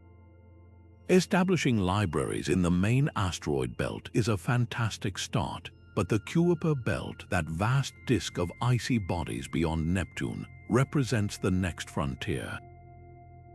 Objects here, like the dwarf planet Pluto or its cousin Eris, are so incredibly distant and stable that they are virtually untouchable by any catastrophe originating in the inner solar system. A repository on a Kuiper belt object would be the most secure backup imaginable, isolated by billions of miles and orbital periods measured in centuries. This scalability from a single prototype vault in a near-Earth asteroid to a distributed network spanning the entire solar system ensures that the project never becomes obsolete. It is designed from the outset to be a permanent, growing, and adapting endeavor, a constant companion to humanity's expansion. It will absorb every new breakthrough, from quantum computing to nanotechnology, ensuring that the methods we use to preserve our story are always as advanced as the story we are creating. Of course, such a monumental and costly vision is bound to attract its fair share of skepticism, and engaging with these criticisms honestly isn't just a formality. It's a vital part of refining the project into something truly resilient and worthy of global support. One of the most common and understandable objections is the sheer, eye-watering cost. In a world grappling with poverty, inequality, and urgent crises like climate change, how can we possibly justify spending hundreds of billions of dollars on a project in deep space? This is a powerful ethical question, and the response isn't to dismiss these terrestrial needs, but to reframe the investment. Think of it not as an either-or choice, but as a both-and imperative. We are not proposing to halt climate initiatives or divert all humanitarian aid to rocket launches. Instead, this is about adding a crucial, long-term layer of insurance for everything we're working towards on Earth. The funds for this would likely be drawn from a separate pool, a combination of dedicated international science budgets, private space sector investment, and new global funding mechanisms, rather than directly siphoning resources from critical social programs. It's the difference between a family choosing to pay their monthly grocery bill and deciding to also take out a life insurance policy. One addresses an immediate need, while the other protects against a catastrophic, albeit less likely, event that could wipe out everything they've built. Another potent criticism centers on the fear of technological obsolescence. What if, after all this effort, the formats we use become as unreadable as a floppy disk is to most people today? Or worse, what if future civilizations, or even our own descendants, simply lack the technology or the knowledge to decipher what we've left behind? This is where the fundamental design philosophy of the archive comes into play. We aren't just dumping today's hard drives into a space rock. The core of the plan involves using media designed for near-infinite longevity, like 5-dimensional quartz glass or synthetic DNA, and storing the data in the most basic, universal formats possible: raw text, uncompressed images, and simple audio waveforms. More importantly, a significant portion of the archive would be dedicated to a universal key, a series of instructions using fundamental mathematics, pictorial logic, and constants of nature, like the hydrogen spectral line or the structure of the solar system, to explain how to decode the information. It would be a Rosetta Stone designed not for any one language, but for any intelligent being capable of logic and observation. The goal is to create a system that is intentionally low-tech in its interpretability, even if its construction is hyper-advanced, ensuring its message can be unlocked with basic scientific principles rather than proprietary software. Perhaps the most emotionally charged argument is the ethical one, that it is a form of escapism or even negligence to look to the stars when there are so many pressing problems right here at home. This perspective views the project as a distraction, a fantastical escape hatch for the elite, while the majority of humanity struggles with real-world issues. The most effective counter to this is to highlight the profound synergy between solving earthly problems and developing the technology for space preservation. The challenges of building an asteroid library are in many ways the same challenges we face in building a sustainable future on Earth.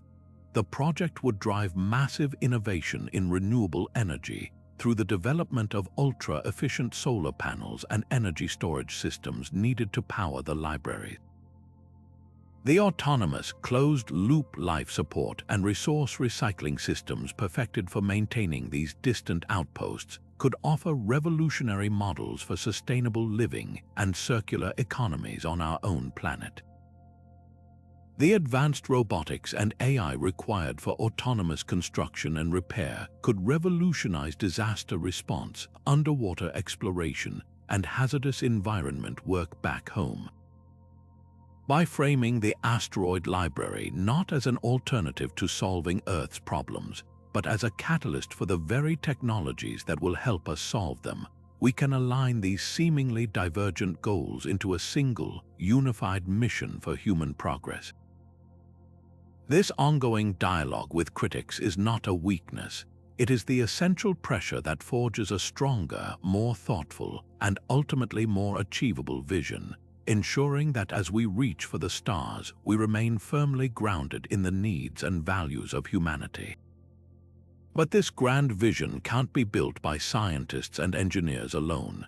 Its foundation must be laid in the hearts and minds of people everywhere. For an endeavor of this scale and cost to succeed, it requires something even more powerful than rocket fuel. It requires widespread public belief and support. This is why a massive, creative, and ongoing campaign of public engagement and education isn't just a nice side project, it's absolutely essential. Imagine a global movement where everyone, from a child in a classroom to a grandparent in a community center, feels a sense of ownership and excitement about this cosmic time capsule. The goal is to transform the Asteroid Library from a distant, abstract concept into a shared human story that we are all writing together. This outreach could take countless inspiring forms. Major documentary studios and streaming platforms could partner with space agencies to produce breathtaking films that don't just explain the technology, but capture the profound emotion and poetry of the mission, making the science feel as awe-inspiring as it truly is. Interactive online platforms could be launched, inviting people from every corner of the globe to nominate what they believe is essential to save. What song, what poem, what recipe, what local legend defines their culture and deserves a place among the stars? This process of global crowdsourcing does more than just generate a list of suggestions. It fosters a powerful sense of inclusivity and democratic buy-in. It ensures the archive isn't curated solely by a panel of experts in a single country, but is instead shaped by the vibrant, messy, and beautiful diversity of human experience itself. This is how we guard against creating a monument to a single viewpoint and instead build a true reflection of our entire species. The most crucial investment, however, is in the classrooms of today. By integrating the concepts and aspirations of the Asteroid Libraries into school curricula, from grade school science projects to university-level engineering competitions, we can ignite the passions of the next generation. Picture students competing to design the most efficient solar panel for a deep space vault, or art classes creating works that imagine what the libraries might look like. Debating societies could tackle the complex ethical questions of what to preserve, teaching critical thinking and empathy. This isn't just about creating future engineers, it's about cultivating a global citizenry that thinks in the long term, that values knowledge, and that sees itself as a steward of a legacy far greater than any single lifetime. By making this project a living part of our culture, we transform it from an elite, top-down endeavor into a genuine collective human mission, funded not just by taxes and investments, but by the hope and pride of billions. Even as we reach for the stars to safeguard our legacy, we must remain deeply mindful of our responsibilities here on Earth. The environmental cost of such an ambitious space-based project is a critical consideration that cannot be overlooked. Every rocket launch, every kilogram of material sent into orbit carries with it an ecological footprint, from the manufacturing of components to the emissions produced by heavy lift vehicles. The sheer scale of launching the initial construction robots, storage units, and shielding materials would represent a significant industrial undertaking. To truly align with the project's core mission of preserving a future for humanity, its execution must embody the highest principles of sustainability, ensuring that in saving our knowledge, we do not recklessly harm the planet we aim to protect. This conscientious approach begins with the very vehicles that will carry our hopes into space. The era of disposable rocketry is thankfully drawing to a close, and the Asteroid Library project would be a prime catalyst for perfecting and standardizing fully reusable launch systems. Imagine a fleet of spacecraft akin to those being developed by private industry today that launch, deliver their payload to a transfer orbit, and return to Earth to be refueled and flown again, much like a modern commercial airliner. This reusability drastically reduces the amount of waste generated per mission and spreads the initial environmental cost of manufacturing the rocket over dozens of flights. Furthermore, the propulsion itself is evolving. While current rockets often use refined hydrocarbons, the next generation is increasingly looking at cleaner burning methane or even hydrogen fuels, which can be produced using renewable energy sources, thereby cutting the carbon footprint of each journey out of the atmosphere. The philosophy of sustainability must extend far beyond the launch pad and be woven into the entire life cycle of the library, from the mining of raw materials on Earth to the final decommissioning of equipment thousands of years from now. This requires something called a cradle-to-grave life cycle assessment for every single component. Engineers would need to analyze the environmental impact of manufacturing the ultra-durable quartz glass for the 5D data storage, from the energy used in melting the sand to the sourcing of the raw materials. The goal would be to select processes and suppliers that prioritize renewable energy and minimize pollution. Even the robots destined for asteroid excavation would be designed for maximum longevity and repairability, their parts clearly labeled and made from materials that are either easily recyclable or, ideally, harvested from space itself to avoid the environmental toll of launching replacements from Earth.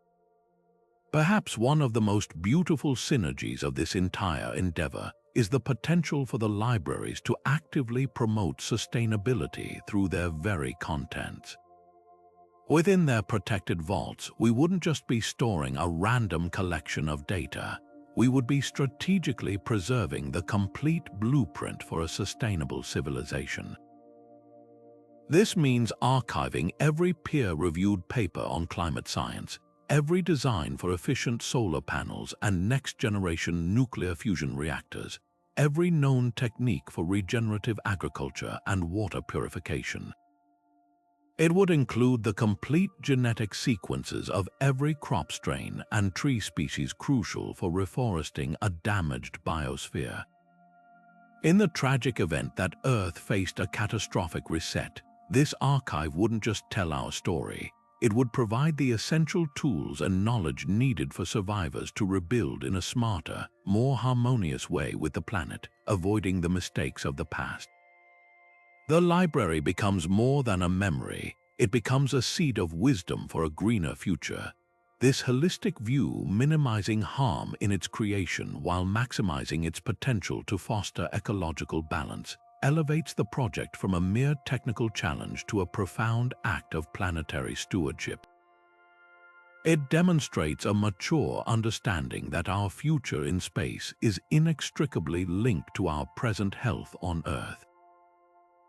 By committing to the most sustainable practices possible, we send a powerful message about our values, that our ambition to become a multi-planetary species is guided by a deep respect for our home world and a commitment to preserving all forms of life, whether they are stored in digital code among the asteroids or thriving in the rich ecosystems right outside our doors. This thoughtful integration of environmental responsibility ensures that the project's legacy is one of hope and healing, not contradiction. Managing the incomprehensible scale of these off-world archives is a task so complex it defies human capability, which is precisely why artificial intelligence becomes the indispensable, silent librarian of this cosmic endeavor. We're not talking about a simple automated filing system. We're envisioning a deeply integrated AI consciousness, a master curator that lives within the library's own computational heart, tasked with a perpetual mission of preservation, organization, and foresight. Its first and most monumental job is to make sense of the trillions of data points we send its way. As new information is beamed up from Earth, from the latest scientific breakthroughs to newly digitized ancient texts, the AI doesn't just store it randomly. It employs sophisticated machine learning algorithms to analyze, cross-reference, and tag every single entry. It might read a newly uploaded research paper on climate patterns and instantly connect it to centuries of agricultural data, linguistic records from affected regions, and satellite imagery, creating a rich, multidimensional web of knowledge that future users can navigate with intuitive, conversational queries. This intelligent indexing is what transforms a monstrous static data dump into a living, breathing, and intelligently organized repository, ensuring that any specific piece of information, from a single haiku to an entire engineering schematic, can be located in an instant, even 10,000 years from now. Beyond simple organization, the AI's true genius lies in its predictive capabilities, acting as a digital guardian that constantly watches over its physical domain. It will be fed a relentless stream of real-time data from thousands of sensors monitoring every conceivable metric: radiation levels inside the vaults, microscopic stresses in the asteroid's rock structure, the power output of solar panels, and the health of every robotic custodian. Using advanced predictive analytics, the AI won't just wait for something to break. It will learn to foresee problems long before they occur. It might detect a subtle, gradually increasing vibration in a robotic drill arm, diagnosing a worn bearing, and then dispatching a repair bot to replace it months before a catastrophic failure could jeopardize a maintenance cycle. Or by analyzing deep space weather forecasts from solar observatories, it could predict an incoming coronal mass ejection and proactively power down non-essential systems, reroute power, and reinforce shielding protocols to protect the delicate storage media from the storm's worst effects. This shift from reactive repair to predictive prevention is what will allow these facilities to operate unattended for centuries, their resilience built not on luck but on foresight. As the technology matures across millennia, the AI's role could evolve from a sophisticated manager into something approaching an autonomous archivist. Future iterations, powered by advancements in artificial general intelligence, might be entrusted with limited curatorial decision-making. Following a strict ethical framework programmed by its human creators, the AI could be tasked with continuously scanning Earth's global networks for new information that meets predefined criteria for preservation. It could identify a newly discovered language with only a handful of remaining speakers, automatically initiate the process of creating a high-fidelity recording and linguistic analysis, and seamlessly integrate this priceless cultural artifact into the appropriate archive module, all without human intervention. It could even simulate potential future scenarios, from the cultural impact of new technologies to the long-term stability of different political systems, and use these projections to suggest new categories of knowledge that should be preserved to help future civilizations understand our trajectory. This isn't about replacing human judgment, but about extending our reach through time, ensuring the archive continues to grow and adapt in a way that remains true to our intentions long after we are gone. This ever-evolving intelligence will be the thread of continuity, the unwavering custodian that ensures the libraries not only endure but also remain perpetually relevant and accessible. Even with the most robust shielding and distributed networks, we must confront the sobering reality of deep space. It is an environment of extremes where the unexpected is the only certainty. Planning for worst-case scenarios isn't just a technical exercise. It's a fundamental pillar of the entire philosophy behind Asteroid Libraries. We are not building a system we hope will survive. We are engineering one designed to endure, and that requires anticipating every conceivable catastrophe.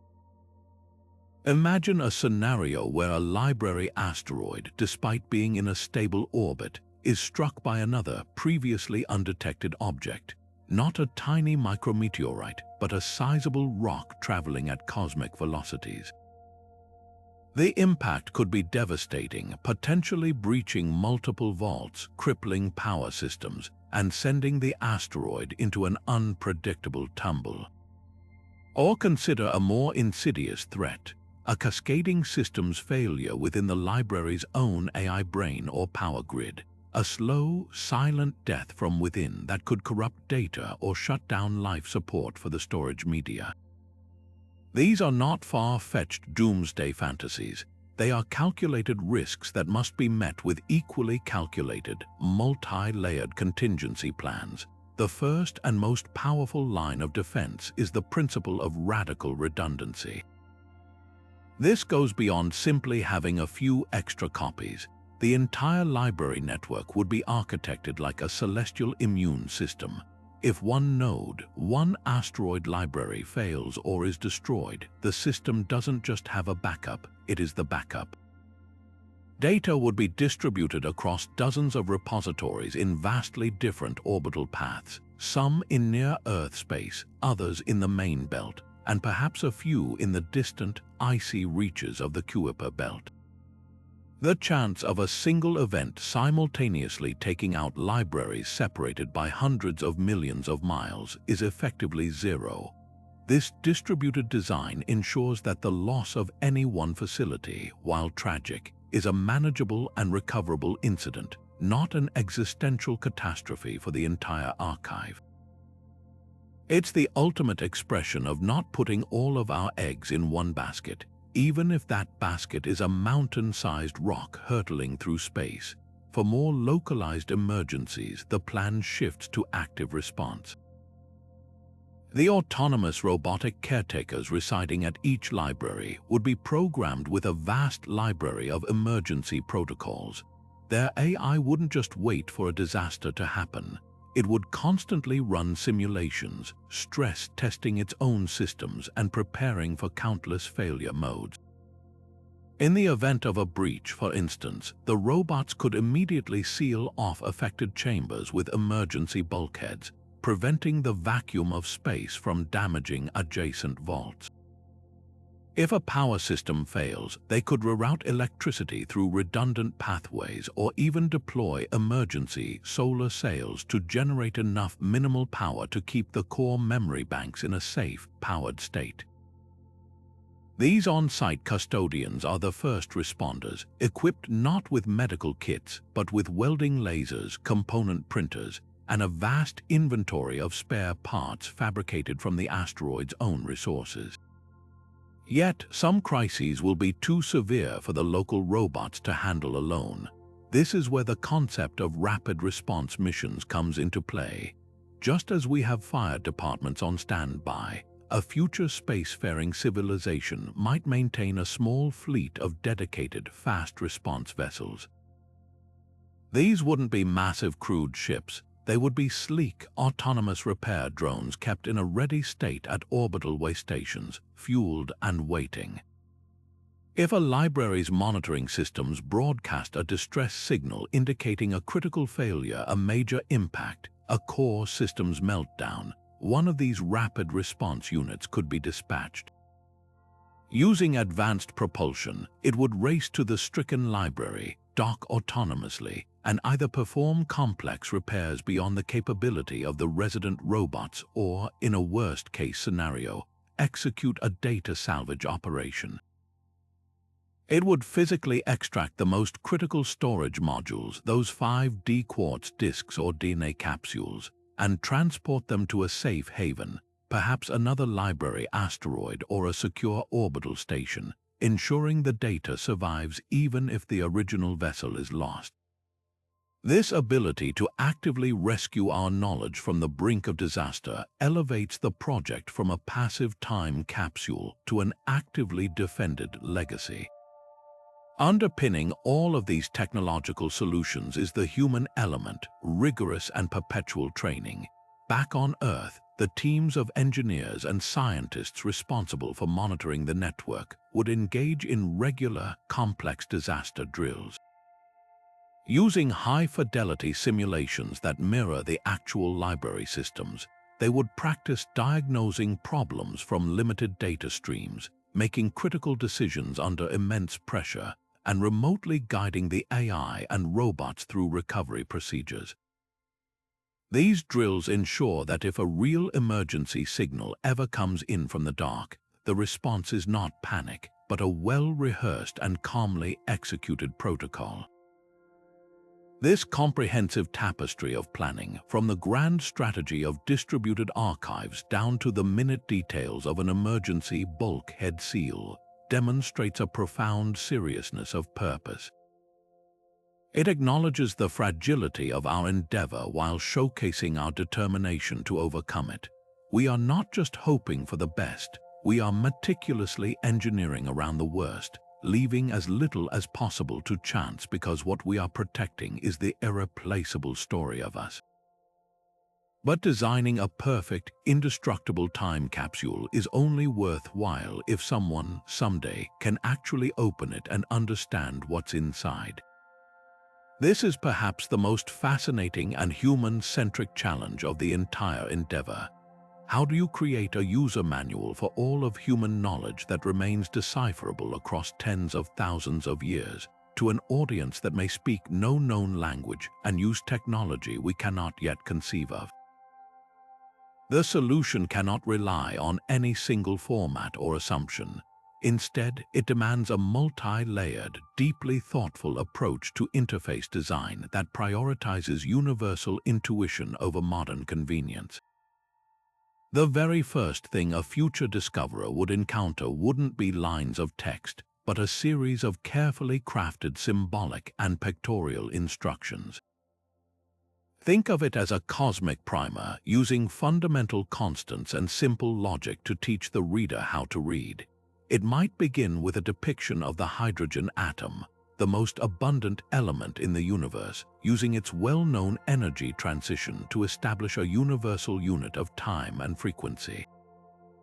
This provides a baseline, a common reference point that any technologically capable civilization should be able to recognize and understand.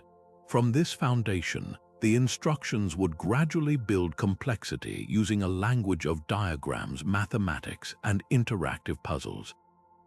A series of images could show a beam of light striking a quartz glass disk, with symbols indicating how the light's properties are altered to encode information. Simple binary counting exercises showing 1 dot, then 2, then 3 would establish the concept of digital data before progressing to more complex representations of text, images, and sound. The goal is to create a completely self-contained education system that teaches its own operating system from the ground up, without requiring any prior cultural or linguistic knowledge. This universal key would be etched onto incredibly durable metal plates and placed at the very entrance of every archive vault, serving as a literal key to unlock everything that follows. It's a painstaking process of reverse engineering human cognition into its most basic, shareable components, a project that involves not just engineers but linguists, anthropologists, and artists working together to create a message that truly transcends time. For generations closer to our own, or for those who successfully decipher the universal primer, the experience would then shift to something far more sophisticated. The archives would likely contain a standalone, hardened AI system, a digital guide pre-programmed with a vast array of languages and cultural contexts. This AI wouldn't just retrieve data, it would act as an interactive librarian and translator. A user could communicate with it through whatever interface they have available, be it typed commands, spoken word, or even rudimentary gestures captured by a sensor, and the AI would work to understand their intent. It could answer questions, provide context for the information being accessed, and even help translate ancient languages or explain obsolete cultural references. This transforms the archive from a static database into a dynamic learning partner, capable of bridging the immense gaps in understanding that Millennia will inevitably create. It ensures that the wisdom within isn't just seen, but is also comprehended and absorbed. Looking even further ahead, the methods of retrieval might integrate seamlessly with the very biology of the user. If future civilizations develop advanced brain-computer interfaces, the process of accessing the library could become as natural as recalling a memory. Instead of reading a screen, a user might don a specialized headset that allows the archive's AI to present information directly to their visual cortex, overlaying translations or providing contextual annotations in real time. They could walk through virtual reconstructions of ancient cities, converse with AI simulations of historical figures based on their writings, or experience a symphony as if sitting in the concert hall. This level of immersion would make the past feel immediate and tangible, preserving not just the cold facts of history, but the emotional and experiential essence of what it meant to be human in our time. The technology of access, therefore, is designed to evolve with the user, from basic symbolic instruction to a fully integrated, experiential portal into the collective human mind. Ultimately, this forward-thinking design is about more than just technical functionality. It's an act of profound humility and hope. We are acknowledging that we cannot predict the future, but we can prepare for it with empathy and careful thought. We are designing for the possibility that the beings who find our library may not be human at all, and ensuring that the story of our species is presented not as a mystery to be solved, but as a gift to be understood. This meticulous planning for access and retrieval closes the loop on the entire project, guaranteeing that the immense effort to preserve our knowledge will never be in vain, and that the message we are sending into the deep future will always be received loud and clear. This endeavor to store our knowledge among the asteroids forces us to confront questions that are far bigger than engineering or science. It pushes us into the realm of pure philosophy, asking what it truly means to be a conscious species on a small planet in a vast cosmos. By taking this deliberate step to secure our legacy against the silent, indifferent forces of the universe, we are making a profound statement about our own self-awareness. We are acknowledging our mortality as a civilization while simultaneously attempting to transcend it, engaging in an act that blends incredible humility with breathtaking audacity. It is an admission that our time here may be finite, coupled with a defiant refusal to let our story vanish without a trace. This duality lies at the heart of the project's deepest meaning, transforming it from a technical mission into a mirror held up to the entire human condition, reflecting our deepest fears and our highest hopes. At its core, this project is a radical reimagining of the very concept of legacy. Throughout history, individuals have sought immortality through their children, their deeds, or their art. Great rulers built pyramids and grand monuments, not just as tombs, but as declarations that they existed, that their power and their culture mattered and should be remembered. The asteroid libraries are, in a sense, the modern, globalized version of this ancient human impulse, but scaled to a planetary level.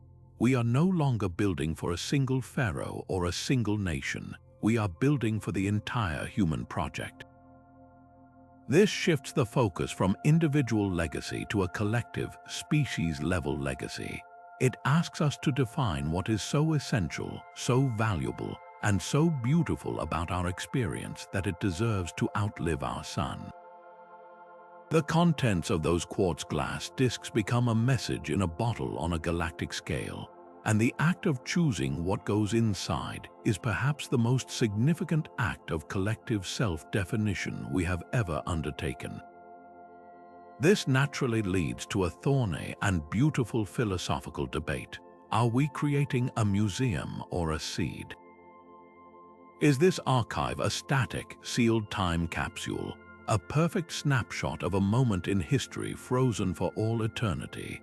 Or is it something more dynamic, like a seed bank containing the intellectual and cultural DNA needed to restart and regrow civilization itself? A time capsule is about memory. It's a look backward, a preservation of the past for the sake of remembrance. A seed is about potential. It's a look forward, a gift of tools and raw materials for the future to use, adapt, and build upon. The answer is likely that the asteroid libraries are both. They preserve our past with the meticulous care of a museum curator, but they do so with the hopeful intention of a gardener planting for a harvest they will never see. This dual purpose gives the endeavor its emotional weight. It is an act of both reverence for what we were and faith in what could come next. Furthermore, the project forces us to grapple with our responsibility, not just to future humans, but to any form of intelligence that might one day encounter our legacy. By placing our knowledge in space, we are implicitly accepting a role as stewards of this story, with a duty to present it fairly and accurately. This raises enormous ethical questions. Do we have the right to speak for all of humanity, for every culture and every individual? How do we avoid creating a biased record that overrepresents the powerful and the technologically advanced while silencing marginalized voices and lost languages? The process of curation becomes an exercise in radical empathy and global citizenship. It demands that we strive for a holistic and honest representation of our species, our sublime art and our devastating wars, our brilliant scientific discoveries and our catastrophic environmental mistakes. To do anything less would be to send a dishonest message into the future, a polished lie instead of a complicated, truthful portrait. This responsibility to be honest curators of our own history is one of the project's heaviest and most important burdens.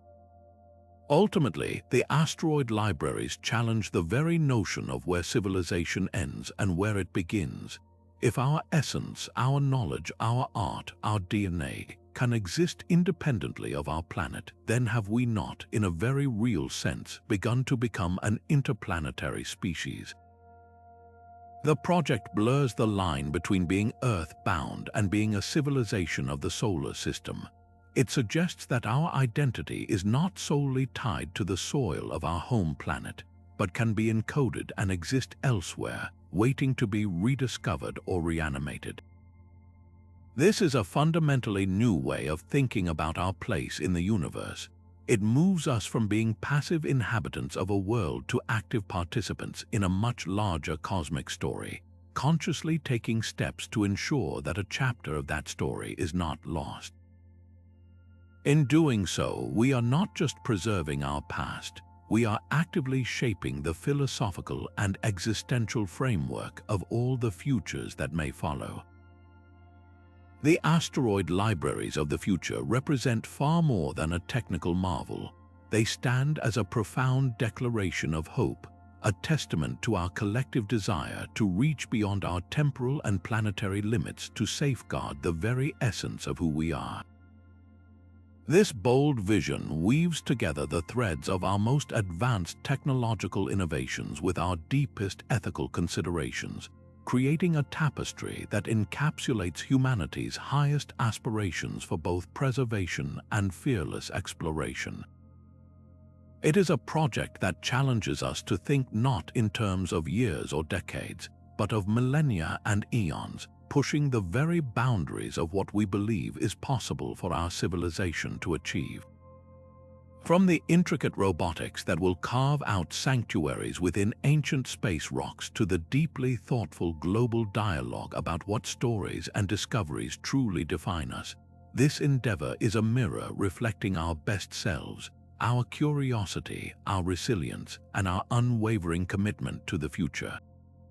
As we now stand on the precipice of turning this science fiction dream into a tangible reality, it naturally invites a moment of personal and collective reflection. This isn't just a project for scientists and engineers. It is a conversation that belongs to all of us. It asks every single one of us to consider our own place in the vast arc of human history and to ponder what role we might play in shaping the chapters yet to be written. What piece of knowledge, art, or culture do you believe is so invaluable, so foundational to the human experience, that it deserves a place among the stars, guaranteed to outlive our planet? Sharing that thought is the first step in joining this grand generational mission. We want to hear your ideas in the comments below. Let's build a crowdsourced vision of what our legacy should be. And if you've found this journey into tomorrow's technologies as fascinating as we have, make sure to subscribe and hit the notification bell so you don't miss our next deep dive into the innovations that are reshaping our world and our future. This is just the beginning of the conversation, and your voice is a crucial part of it. Together, through shared curiosity and collective effort, we can ensure that the incredible, ongoing story of humanity finds a permanent home, quietly orbiting among the stars as a beacon of all we have ever been and all we still dream of becoming.